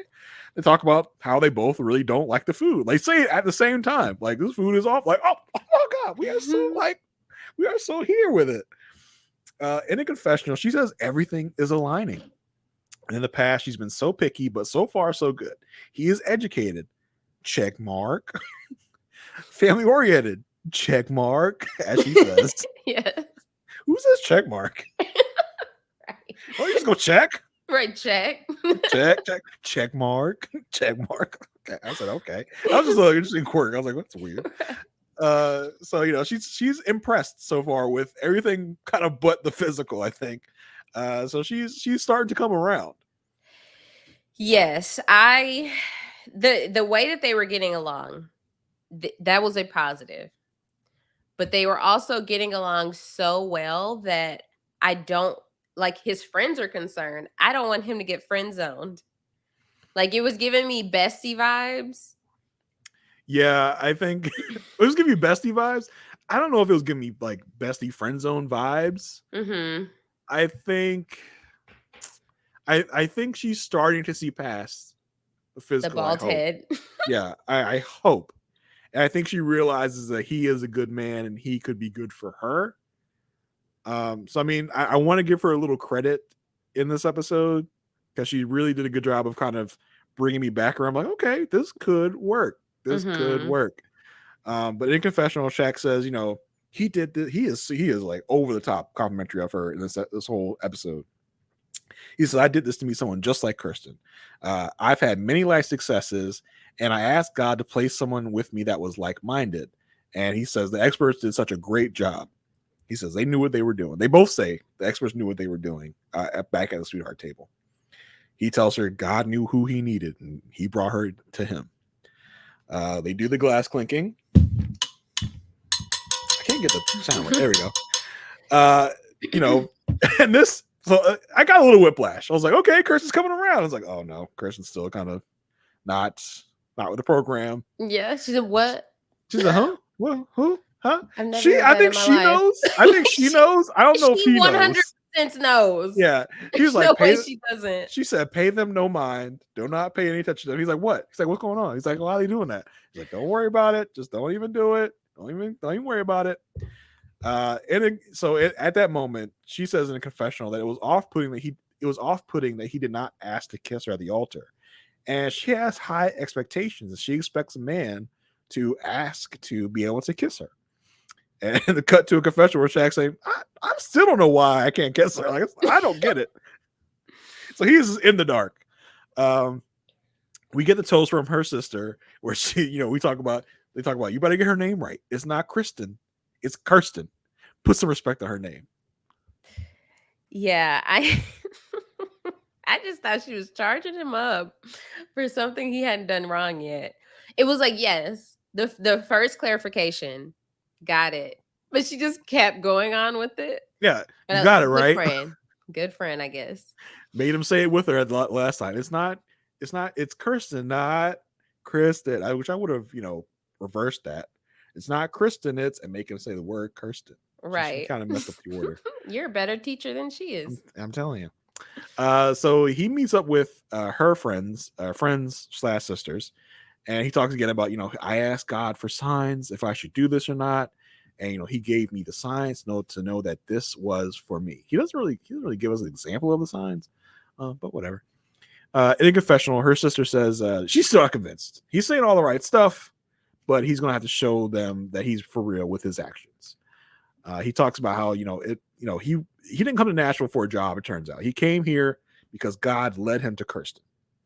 The friend asks, so you got all this stuff going on. You got school, you got work, you got all this. Are you going to have time for our friend, Kirsten? He says, I make time for what I want. She says, do you want her? He says, yeah, I want her. All right, cool. He said that so quickly, too. Just, will you have time for Kirsten? I have time for, I have time for what I want. I make time. They're like, okay, well, do you want her? Yeah, I want her. What do you think? It was kind of like he was trying to match the way that they were coming at him. Yeah, he's trying to match energy levels. He went a little too high, I think. Yeah. They're like, wait, we still need clarification. What are you saying? Do you have time or not? Right. So again, we have the friends telling him the signs. Says, you're saying all the right stuff. Your teeth are real white. But we're going to have to see if you're for real. And we go back to a confession. Says, we kept it cute today, but we are going to grill him tomorrow like a rack of ribs. They're like, that's the appetizer. So something I did not expect coming into this reception with Shaq and Kirsten.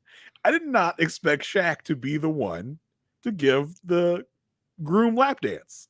Seems every season we have a groom giving a wife a lap dance. I did not expect it to be Shaq. I gotta be honest with you. That was surprising to me. I would have guessed Clint or Eris. Yeah. So when Shaq is really doing his thing on the dance floor, in front of Kirsten when she is sitting down waiting to get her garter taken off, he is just dancing really seductively, really passionately, like almost tipping her back in her chair, make her fall over with how much he is thrusting into her, body. Hey, Kirsten's used to it. We saw what she was doing with the bachelorette party, so it's not like this is something new to her. He ends up taking her garter off, throws it in the audience. Who should pick it up but Kirsten's brother, and puts it on his head. Sir, that's your sister. Do you know where that was a second ago? I literally was like, why did he put it on his head? I was like, what kind of family is this? Yeah, that was a weird experience. It was odd. Sir, what are you up to in your private life? I gotta know. So Shaq then meets up with his friends and he says, it's like I got the perfect picture of the perfect picture of what I was asking for. And his friend goes, okay, that's all nice and good, but with all that being said, you gonna hit that or what? He said, I don't mean no disrespect by what I'm about to say. That sounded disrespectful. I like MAFS again with music cues. It was like the nice rosy music, and it was like, you gonna hit that or what? It's like, it's like why would you mess up this perfect moment? So Shaq says, listen, we got a lifetime with each other, and I'm going to be respectful of her. And the friend says, yeah, but what about that cheek kiss? He's like, well, the friend says, well, I respect it. It means she's not just going to kiss anybody. I mean, but this man is now her husband.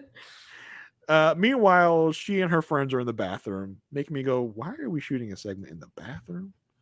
We couldn't find any other spot. That's the only place. The acoustics in here are wonderful. We got to shoot a scene in here. It's too loud out here. I think the bathroom is quiet. Yeah. Did they have to kick anybody out of the bathroom? Who knows? Like, if I go in the bathroom, like, oh, why is there a whole big ass camera crew in here? We're like, use the men's. Yeah. Just go in the third floor bathroom. So her friends ask her about the cheek kiss. She says, well, number one, I turned my cheek because of his bald head. And number two, because he did not ask to kiss me. So he said, if he had asked, would you have done it? She said, there would have been a higher chance that I let him kiss me. So, okay. Girl, no, she definitely would have been. If he had asked, she would have said, well, the reason I didn't was because of the bald head. I just couldn't get past it. Yeah. So his friends talk about, I'm afraid that you're going to get stuck in the friend zone, man. Like, what about that? He says, I think because of the way we started this, it was so non-traditional, we might have to start as friends first. So, that would be fine. Like, we have to be friends before we do anything, which I thought was a realistic way of looking at it, to be honest. Like, I thought it was like, okay, yeah. I mean, it is another like justification that she's not attracted to you, like to kind of look past that. Yeah. But I didn't feel him like, yeah, we gotta be friends first. Okay. It's hard though with the time frame because we've seen it time and time before. The people that need to start as friends, they get caught up too long being friends and can never get over that romantic hurdle. And so I think that this friendship is fine as long as there's a mutual attraction, maybe some flirtation. You can't just be strictly friends in this process. There has to be like, oh, that's my friend that I'm attracted to. Yeah, his friends say again, like, hey man, just don't get caught up in that friend zone. Like you gotta move past the friend zone. She tells her friends that she did find more attraction to him throughout their conversations and finding out more about his life and what his priorities are. He checks off all the boxes for all of that stuff.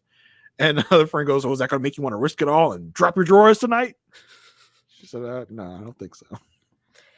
Not going to be dropping any of those. In her ending confessional, she says, you get one life to live. And if you want something, you have to go after it no matter the risk. So I went for it. as they're dancing out of their wedding reception. He's dancing pretty closely to her, like, you know, she didn't go, ew. She seems to be receptive to the close dancing. Yeah, so that's Kirsten and Shaq. Yeah, she also said she doesn't know if she'll kiss him tonight. Yeah, man. I feel like we gotta, like, I want Kirsten to stop with the kind of game of it and be like, you know, if you want him to ask you to kiss him, like, let him know that you wanted him to ask you to kiss him. Like, don't be like, well, I'm just gonna wait until he asks me. Like, right. But we did find out on After Party, her friends did tell him that's why they didn't kiss, because he didn't ask. So he was made aware, but she should have been the one to tell him. Shaq was like, I mean, I just kind of thought that's what we were there to do. Like, right? we leaned in, like, she leaned in, I leaned. I thought we were ready. I thought we were down. And he was talking about like how she hugged me again to like give me like the second kiss, like on the cheek. Like, I didn't know what was happening. You didn't know 2 cheek kisses equal 1 real kiss? Yeah. You know, I really like Shaq. You know, he seems like a really nice guy. Yeah. So I'm down for Shaq. Kirsten, I like that she's coming around seemingly, and she's realizing it should be more than the physical. I just hope that she can get to a place where she sees him as her husband with the physical stuff. Yeah, because the last time, the most recent memory I have of somebody dangling the kiss over the relationship was Mirla and Gil. And I think the longer she waits to kiss him, the bigger deal it becomes. Like, if she just gets it out of the way now, it doesn't have to be this big ordeal.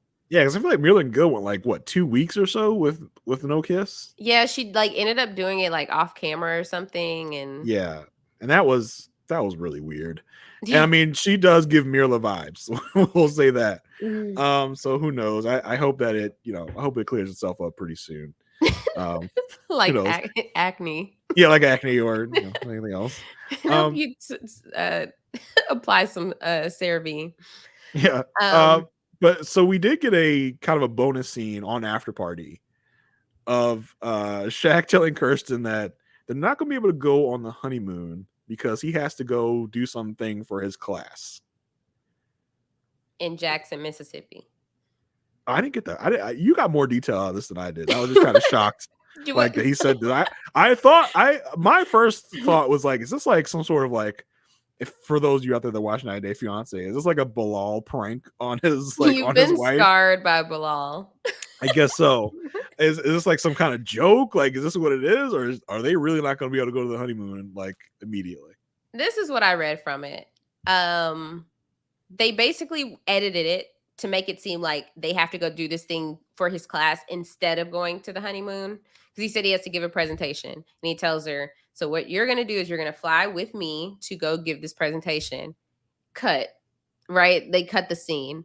But I'm sure the thing that follows is then after the presentation's done, then we're going to fly to Jamaica and join the rest of the couples in Jamaica for the honeymoon. Yeah, I'm trying to recall in my memory banks whether or not I saw them in Jamaica with the other couples on the preview, but I'm not sure. I really think it was like a non-thing. Like they're just. Well, I mean, she's gonna be pissed that she's not gonna be able to take full advantage of the honeymoon. We've gotten this a lot lately. You think she'll be pissed that she's not gonna be able to get all of her honeymoon? Peek, it looked like it was like she's just like, okay. They didn't really give her a reaction on that sneak peek. She just kind of looked like she looked blank. Like, oh, okay. No, I think she's gonna be mad. I mean, she's not going to storm out or anything, but she's not going to, in a confessional, she's going to be like, I really wanted to have my whole time at my honeymoon, blah, blah, blah. Yeah. Yeah, I don't know. I think they're going to just be late. Yeah, I mean, I'd be mad.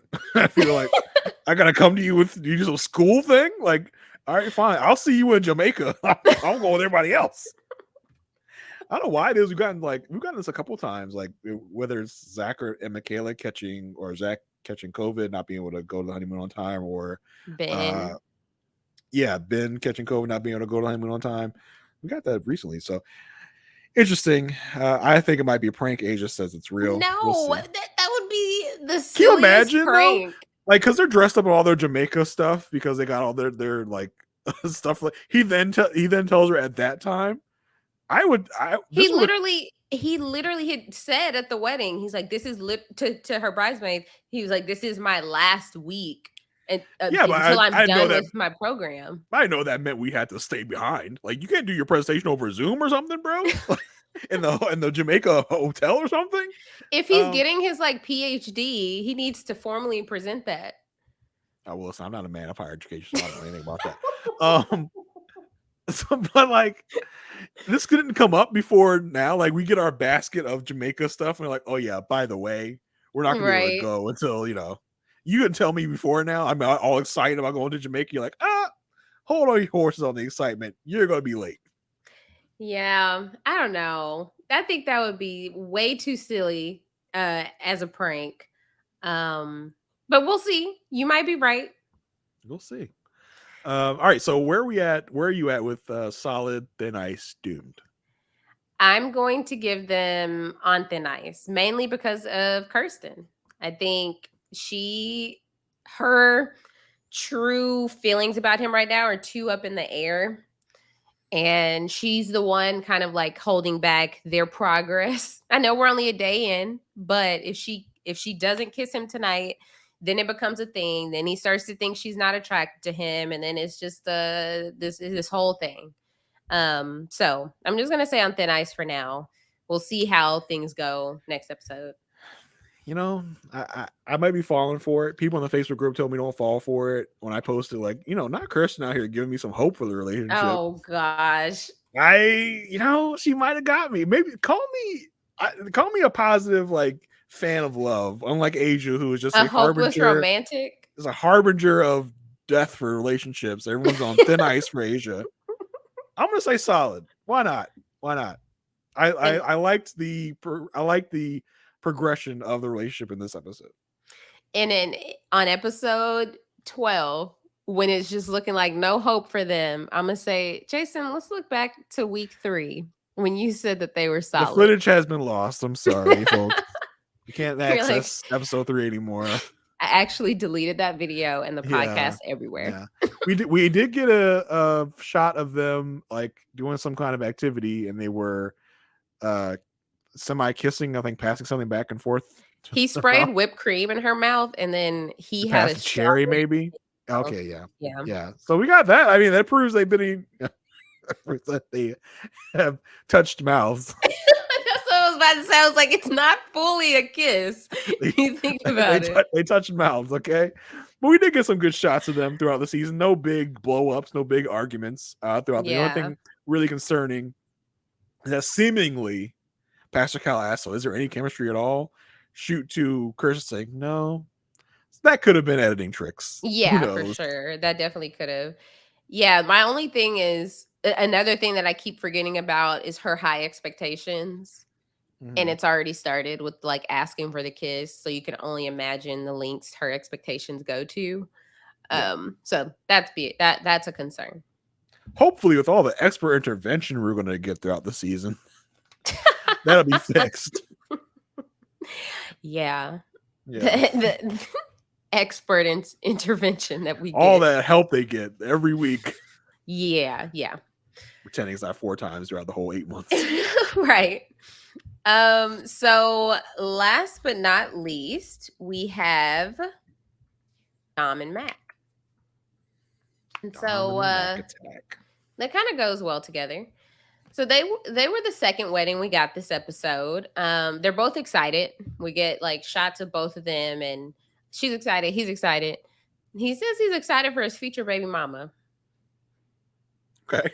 Like, not what I said come out of Mac's mouth. Literally, I was like, I'm still trying to put my finger on who Mac is. I don't know. I feel like I don't know. Mac has watched some BET.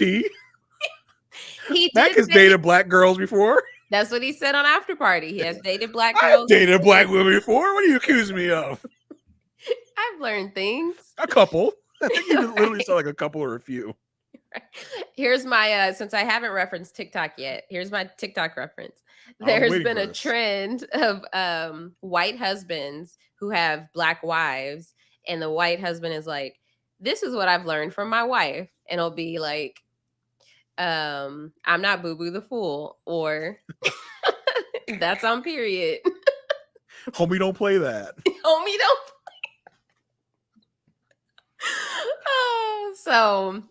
So yes, they're both excited.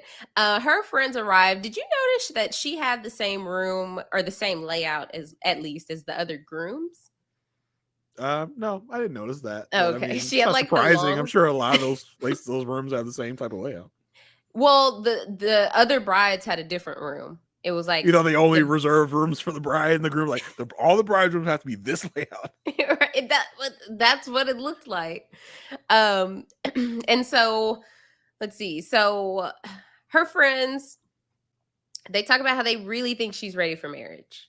Because I know that's our old soul. Yeah, that old soul. She's really ready. But then we jump back to him. He's super nervous. He says, like, talking about like the physical, he was very vague with the description, so he doesn't really know like what his wife will look like. That was so interesting. I was like, why? I don't know. If someone asked me, I would be like, okay, so here's what he has to be. Like, nah, whatever you want to do, it's all good. Like, you don't want to give any input, nothing. Right. Like, can you at least give us like a priority list of what you like? It's like, no, just whoever you pick, that's cool. Which is noble, right? Which is like, right. Which but is the kind of tack it?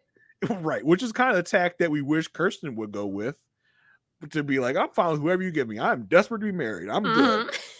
Yeah. I mean, to say nothing about what you prefer, like, weird. He said he wants her to be nice and genuine, which I don't know. There's so many people that are nice and genuine. They're like, oh, he's easy.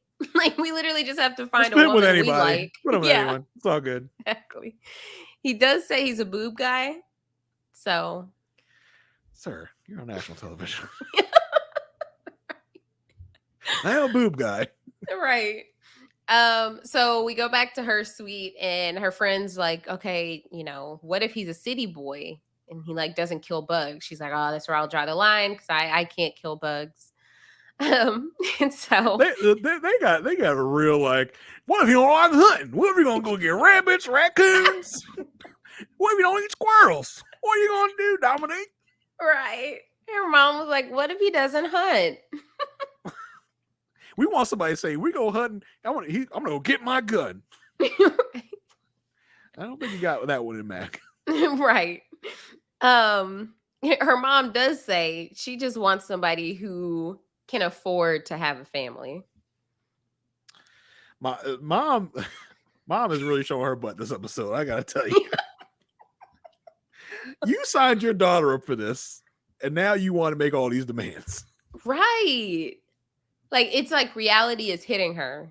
Mm-hmm. If you had all these things in mind, and if she does too, and she's just not voicing them, this wasn't the show. Yeah, there are many other shows where you can pick the person that you kind of connect with.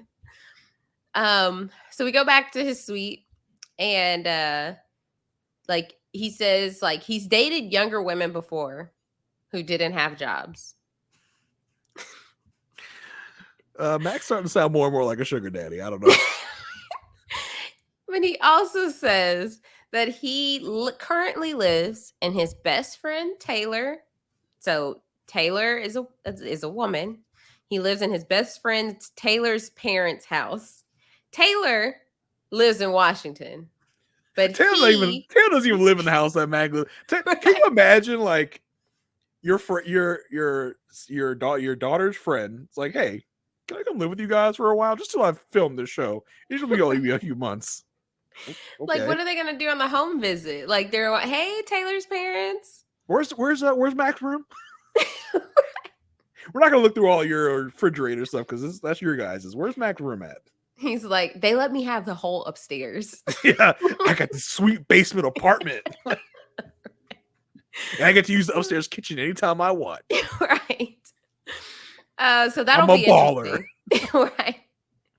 That will be interesting if that becomes a factor of like just her forming her opinions of Mac. So we go back to her suite. She reveals herself in her dress. She's still not nervous. They're like, why are you not nervous? Like, at all? She's like, yeah, I'm just going into this super positive. And her friend says that is psychotic. But they just really don't. She strikes me. So her opinion is she's going into this being positive. My opinion is that she doesn't know what she's getting herself into. She's naive, right? Like that's like that's the feel. Like you don't know that you should be nervous, but you should be very nervous. Right. She's just like, whatever, dude. Yeah, the flow. Whatever, bro. You want me to go here? You want me to go there? I'm gonna take whatever they give me. You want to marry this guy, bro? That's all good. Sweet. I just don't know. But he's preparing to walk in to the ceremony. He talks about how he's an uncle of 7. He's just ready to be someone's husband and a father. And he talks to his mom, and his mom's like, I would have preferred something a little bit more traditional. I just don't want her to be a diva. Or bitchy. Yes. It's like, okay, very specific ass. And well, so they really threw mom under the bus in this episode. I gotta tell you, they did not edit her well whatsoever at all. So he walks in, and I'm just I'm like looking for her side's reaction, and I don't get anything. I couldn't tell if they were happy, because sometimes you'll see like the bridesmaids like relieved or like, oh yeah, this is good. But no one. Listen, as Dr. Pepper told us in the matchmaking special, Dominique's mom is married to a white man, so she should be fine with a white man as a husband. Yep. So I'm sure they were fine. Right.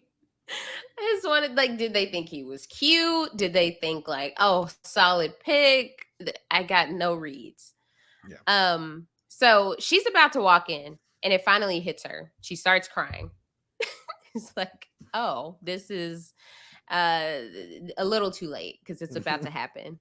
She's just tired of getting the short end of the stick. She says, if not now, when? Girl, you are 25 years old. Like, it's this okay. You got time. This is the last opportunity, Jason. My last hope. Right. Put all my eggs in this basket. Yeah, that's it. Life's over. She says, me and my mom are praying. This is my first and last marriage. That could still be true. Yes. No matter which way this goes, that can still be true. That can still be very true. Oh gosh. So it's finally time for her to walk in, and she walks in, she turns the corner, and she's smiling. I was like, okay, is she happy?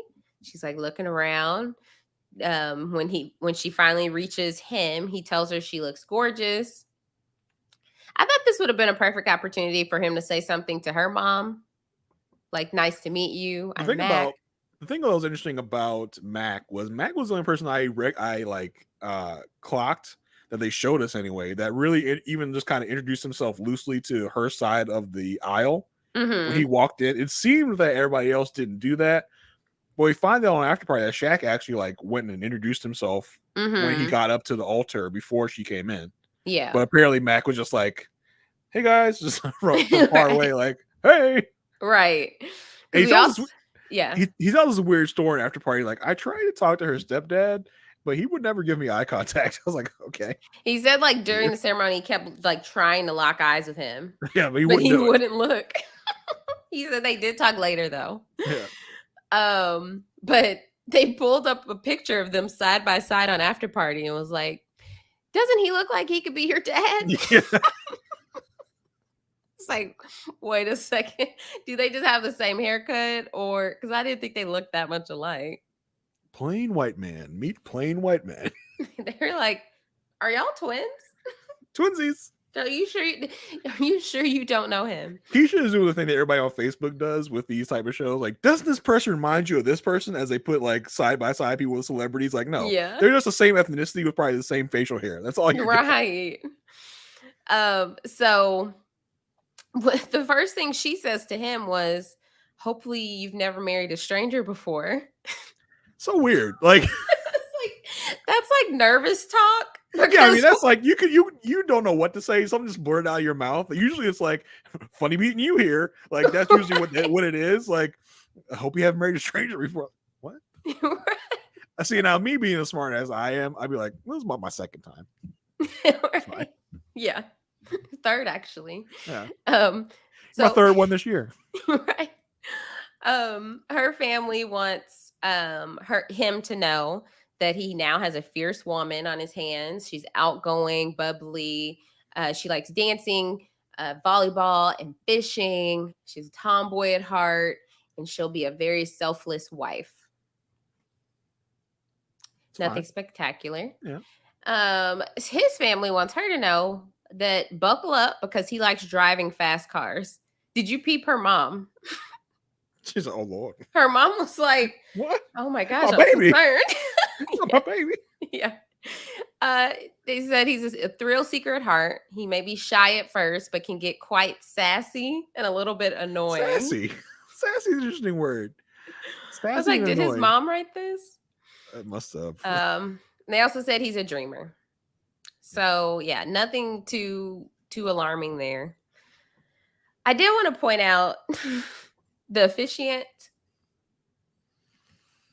I don't know if it's something you would have noticed. Is that the lady? Yes. Uh-huh. Just a little bit of a mismatch, per se. Of what do you mean? I'm trying to figure out the nicest way to say this. Uh-oh. I just don't know if she like picked the correct foundation number. A lot of people were talking about this at the Facebook group. Go check it out. You mean her makeup?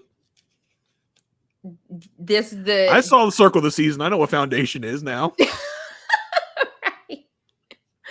Just the it was just an interesting. Her face looked weird, is what you're saying. No, not her face, but just it was just if you go look again, you'll kind of get what I'm. I have to do that. I'm yeah. I did not clock that. No. That was something that stood out to me, and I was like wondering if anyone else noticed. And I went to the chatter about the episode, and I was like, "Oh, okay, people did notice." So we get to that chatter. I don't know. We get to the vows. She says she's not going to ask no more of him than she can give. Which, if she can give very little, she might not ask very much of him. Right. She said to be open-minded. She's going to ask questions. She wants to grow with him. She'll be his biggest fan. Very straight to the point. Mm-hmm. His vows were like he's very excited to learn from her, and he's hoping that this journey is just very exciting. They kiss. He asked for permission to kiss. Should have seen it with Kirsten. Right. Yes, he did ask. So that's good. I mean, so now we've seen 4 couples kiss. In one where it was just a very it was a thing. Yeah. It was an issue. Right. So we get to the champagne. His confessional, he says she's gorgeous. He's like, they're going to spend the rest of their lives together and have a bunch of babies and kids. It's like babies and kids. Babies and kids. They did say that. She has a confessional. This is usually where the bride talks about how she feels about the groom. But with Dominique, we have to start with his name. And this girl cannot remember it for the life of her. And listen, I'm glad it wasn't just me. Okay. I could remember his name in the first episode. Yeah. You could at least tell she knew it started with an M, but she's like, okay. McKaylee? McKaylee. She came up with McKaylee. McKaylee. And then she even tells the producer, come on, help me out. Yeah.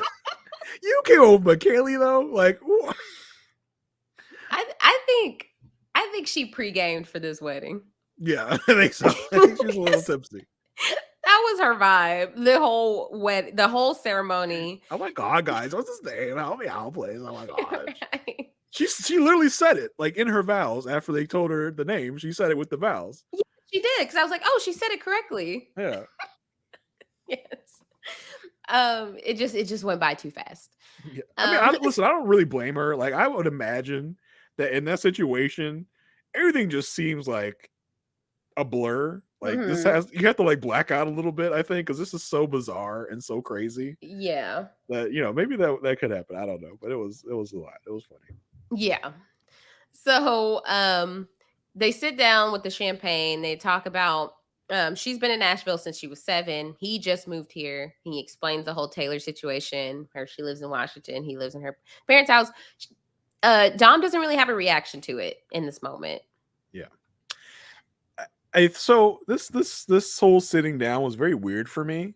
Mm-hmm. Because they talk about their ages. He says he just turned 34. He says, "Oh, I just turned 25." He says, "Oh, is that too old?" Mm-hmm. She says, "No, I asked someone with more emotional maturity." She says, "I feel like I'm 38." He says, "Well, I feel like I'm 25." But the whole thing was weird editing. It all seemed really Frankenbited. Like they just inserted stuff. Yeah. And they kept shooting around to where they were. You can tell they were talking, but the shot was so wide that you could never see what they're talking about. So it just seemed like they really just kind of like threw in those phrases in there, but it wasn't a real conversation. I don't know what that was about, but it was just really odd editing. It looked like they really manufactured that whole conversation just by throwing together different phrases they said throughout the day. Yeah, because I mean, it could have been the editing too, but it felt like he was a little taken aback by the fact that she's 25. Oh, definitely. Because in that moment, that was when they're like really talking. Like you could see their words matching up to the mouth. When he's like, "Oh," like he literally was like, "Oh, like, am I too old?" He was taken aback for a minute. He's like, "You're 25? Like, yeah, 25? Right. So yeah, it may or may not be a thing since he has dated younger women, and she says she typically goes for older men. She at least has a job. That's an upgrade, right? Right. But it definitely was the shocking reaction that the producers probably were hoping for. Mm-hmm. Which it was funny that his reaction was, "Am I too old?" rather than like, "Oh wow, are you ready for marriage?" Yeah. And so they do the pictures. Her mom walks up to him and says, like, "Hello, I'm your bonus mom." That's a nice way to kick it off. Yeah. They both agree that they're very awkward at taking pictures. Yeah, I wrote they have an awkward off. Like, I'm awkward. No, I'm more awkward. Like, I'm way more awkward than you are. They both just agree you're awkward and weird and call it a day. Yeah. We finally get her reaction confessional about him. She likes his smile. She likes the scruffy, which I'm thinking she means like his beard. Yeah, yeah. And she thinks he's handsome. Nice. So she does say that like usually she's always smiling. So if she's not, then like beware, I guess. She does have on boots, so hints of Alyssa. Yeah. Oh, I was worried. I was like, oh my gosh, she has on the same Alyssa boots. Right. At least hers were sparkly and like flattering. Yeah. Not like brown and rusted. I can't wait to meet my cowboy. Right. We get a confessional from him. He says that she seems very genuine and down to earth. They're doing their pictures. The photographer at one point asked him to dip her. He acted like he didn't know what a dip was or how to go about it, but he does end up doing it successfully. So that worked out. And we get a confessional of him saying, like, right now, all I'm seeing is green flags. He does say she looks very nice. He does say, I'm a boob guy, so we're good there. Like, okay. Exactly. Calm down, Sparky. Right. When we got to the speeches at the reception, Dominique's mom gave the speech, and she said she remembers when Dominique was 1 year old. She took her to daycare, and they were like, "Hey, where's her diaper bag?" And she was like, "What do you mean her diaper bag? She's potty trained. Take her to the bathroom." She's been waiting to pull out that gem for a while. Old soul. Yeah, old soul. She was old. She's so old soul that she was going to the bathroom when she came out the womb, like immediately.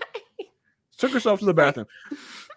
Like, she's like, I potty trained her in 6 months. If I was like the employee of the daycare, like, yeah, but can you just put her in diapers? I don't want to have to take a 1-year-old to the bathroom. Like, some logistical problems there.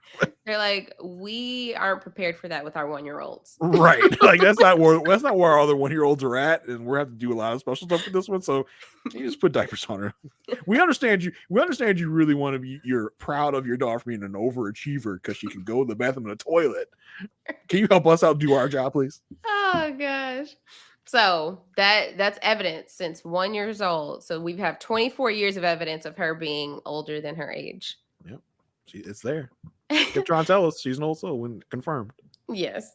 So then we have a sit down with Dom and Mac's mom and his sister.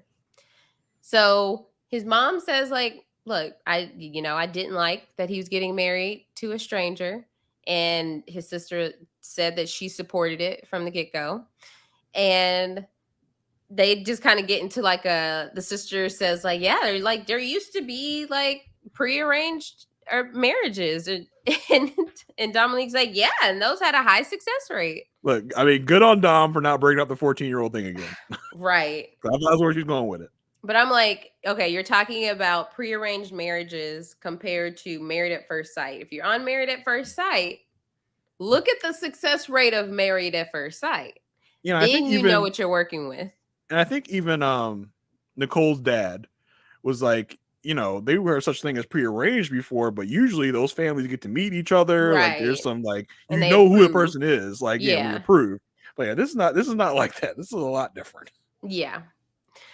So then Dom brings up how she didn't specify a race coming into this. And you know, she wants to be accepted for who she is because it's been hard growing up in the South, and you know, because she is mixed. Her mom is Black, her dad is white. And she's like, I just want to know that y'all are gonna, like, you know, accept me for who I am, which I will say I've been giving Dom a hard time for being an old soul, but props to her for bringing this up, because a lot of people wouldn't have felt comfortable doing this on the first sit down. But that is a very prominent issue, especially when you're talking like interracial relationships. So I props to Dom for bringing this up right here, right now. However, his mom was like, yeah, I accept you for who you are, but marriage is hard. She goes, oh yeah, well, you seem lovely. Yes. You know, it's hard being married. Like, she totally just like sidestepped the question. Now, this could have been editing. It could have been. This could have been editing. Like I said earlier, they really threw his mom under the bus, like big time, with this moment in particular, where she's first of all, she just has like this face, just like I'm disapproving, mom. like you know, and even for that to be the response that we seem to get from his mom, that could have been the genuine response. It might not have been. We don't know for sure, but for them to like kind of place it in there as the response, that was rough. Yeah, I even saw an article about like people's like social media's reaction to his mom's response to this question, because it was such a like it was almost as if she's like, why are you asking this? That doesn't matter. Well, she doesn't want to address it, which is weird. When you're confronted with that, like directly being like, hey, is race a problem here? For you not to even address it directly and to just be like, you know, you seem like you seem great. You don't seem like one of them, which is kind of like, I don't know, but just not to say anything about the race factor, just to kind of brush past it in that way was very odd. I think when you ask that question, you want to hear like, no, race is not an issue for me or any of my family. Like, we have no problem with it. We love. You know, I mean, you don't want. We love, I'm just. We're not racist. We love all races, right? I'm glad she didn't hit her with the, oh, we don't see color. Yeah, that's what you don't want. But you want to be able to, it's not an issue for us. Like, we have no problem with it. It's great for her to be like, oh, you seem lovely. Marriage is hard. It was not a great response to that, right? And the reason that statement, the we don't see colors, is an issue is because we are all different races. So it's important to embrace that, because we do see that. It's not, it's embracing people for who they are, not ignoring people's identity to just be like, oh no, we're all the same. Right. Because that's not fact in our society. Right, exactly. And so he sits down with Dom's mom and her granny, right? Yeah, granny. Yes. I call my granny my granny. My mom's mom is granny, and then my dad's mom is grandma. I was a Grammy guy. Oh, okay. That's adorable. Adorable. Grammy. Thank you, Aysha.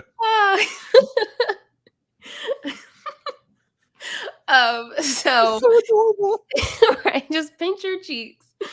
So her mom brings up how Dom is biracial and will it be an issue with his family?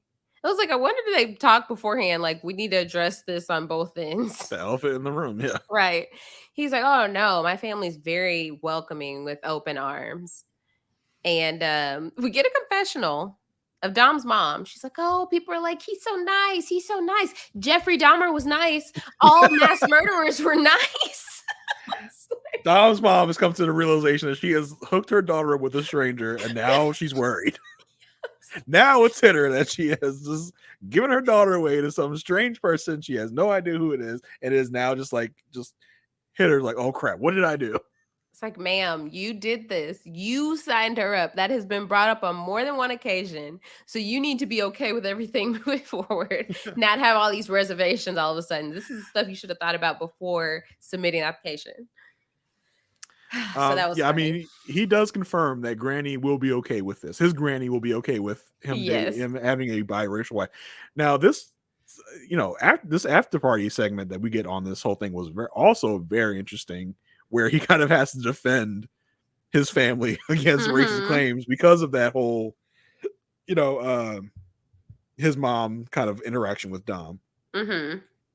And even that was not glowing. He was like, yeah, I've dated white women, I've dated Latino women, I've even dated a few black women, and it's been fine. It's like, he didn't do a lot of favors. And we also find out this totally cuckoo magoo like fact that his mom tried to bribe him to not do this with $50,000. I think he said the week before or the night before or something the like that. night before. Tried to bribe him with $50,000 not to get married the next day.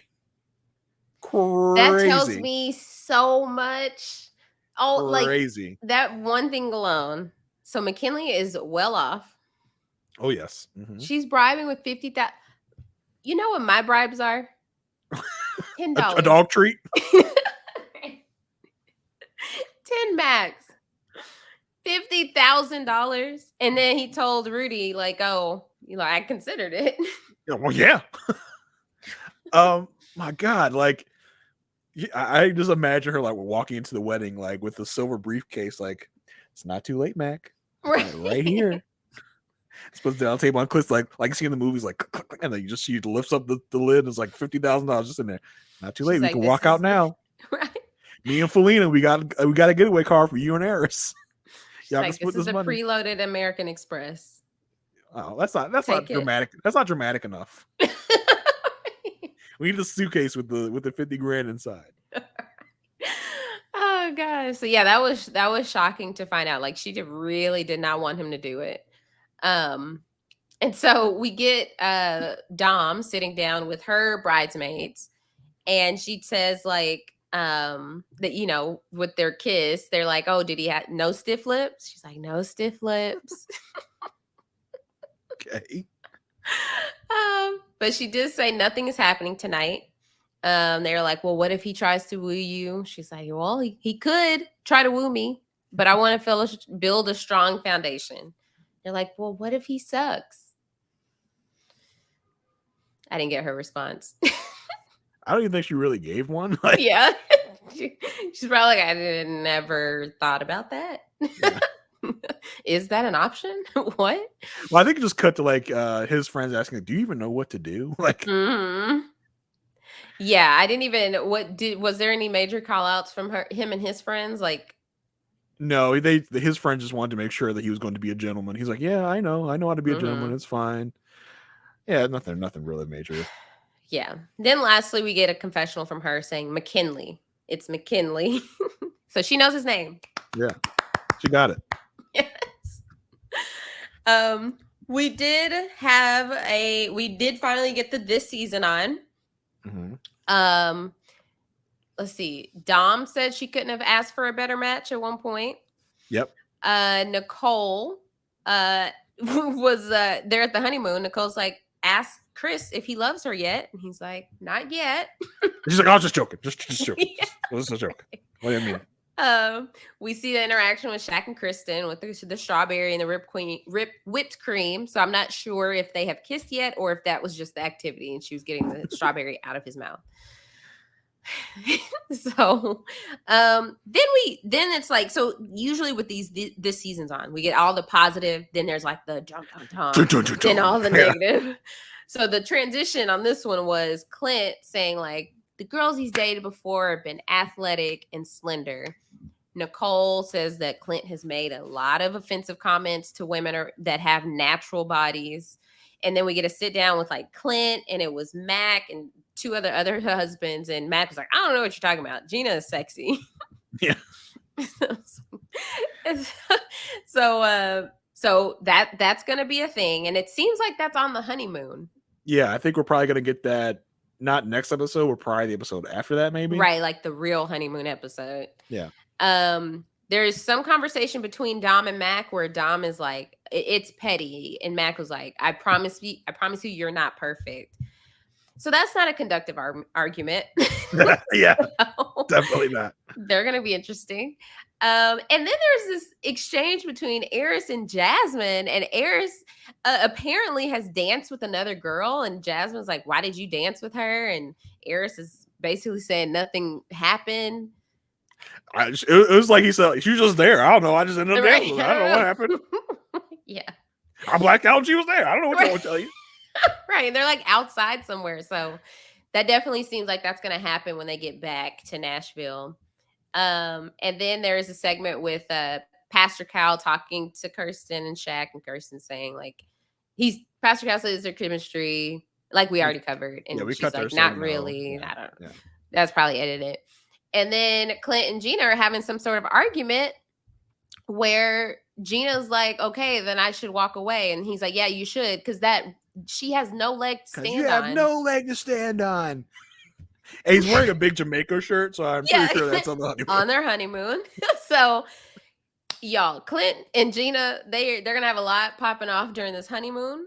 Yeah. If I'm talking about like who got a lot of segment, who got a lot of push in that first part of the good stuff, no Clint and Gina for the good stuff. We got a couple good Eris and Jasmine stuff. I think he's putting like a tiara on her or something. Mm-hmm. We got some good Shaq and Kirsten, not any bad Shaq and Kirsten except for the chemistry thing. Right. So I don't know. Yeah, it could also be a thing where Kirsten does strike me as someone who isn't going to give the sound bites that they would be looking for, even though like she feels away. She might pull a Katina. Right. You go see the real Kirsten right now. Right. To get into an argument. Right. So I don't know. But yeah, that's the episode. That's it, ladies and gentlemen. I just noticed, for those watching on YouTube, I'm not on a green screen. I am wearing like just the same color shirt as my background. Like it looks like just a floating head. Like right. With just your mic peeking at the bottom. Yeah. It's just Jason's head and his mic. It's not a green screen. You are literally matching. Yeah. Matchy the wall. Yes. That's funny. But yeah, anything else to add on this episode? No, I'm excited to get to the real juicy parts of the season, the honeymoon and life after honeymoon. We're past the weddings. We still got to do some brunch stuff next episode with the families, which will take up a good portion of the show probably, and then we'll probably be on the way to the honeymoon. Get some honeymoon footage. We still got to go through all the night of weddings for everyone because we only got Nicole and Chris. Yeah. This episode, so we still got to go through all that. So we're still not at the honeymoon yet. We're almost there. Wait, real quick, we forgot to rate Mac and Dom. What are you thinking? Solid, I guess, for now. Oh, seems fine.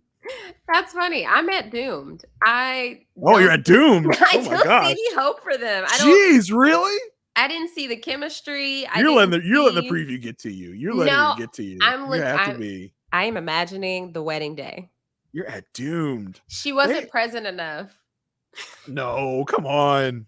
You can't even give them a thin ice. You're already at doomed. I'm You at are doomed. letting the preview cloud your judgment. That's what you're doing. No, I'm not. You're This seeing is that moment in the unbiased. preview where she's taking a box out of the apartment like she just got fired from an office job.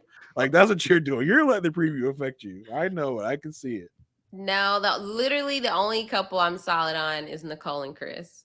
I mean, wait, who wouldn't be solid on Nicole and Chris at this point? You were solid on Kirsten and I'm Shaq. solid on a lot of people. Nicole, Chris, Gina, Flint, Mac, and Dom.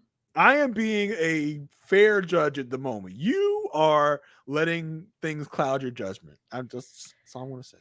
All right. And here's the thing with these episodes, everything is usually pretty honky dory. Like everything's good. They're kind of getting along, unless you're some of our past couples.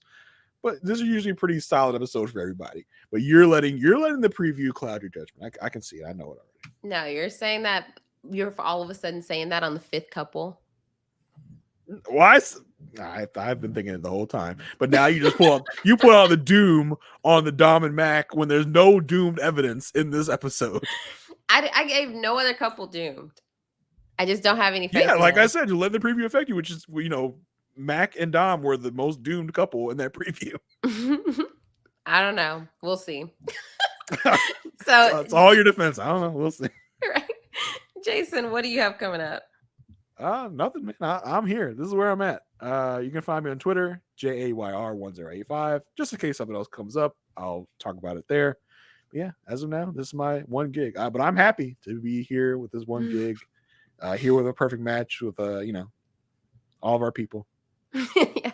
I'm happy to be here. Lovely. Y'all can follow me on Twitter at Aysha like Asia. That's AYSHA like ASIA. That's Asia, not Aisha. Right. Put some respect on her name. It says it in the Twitter name. Asia like Asia. Okay? Making it real easy.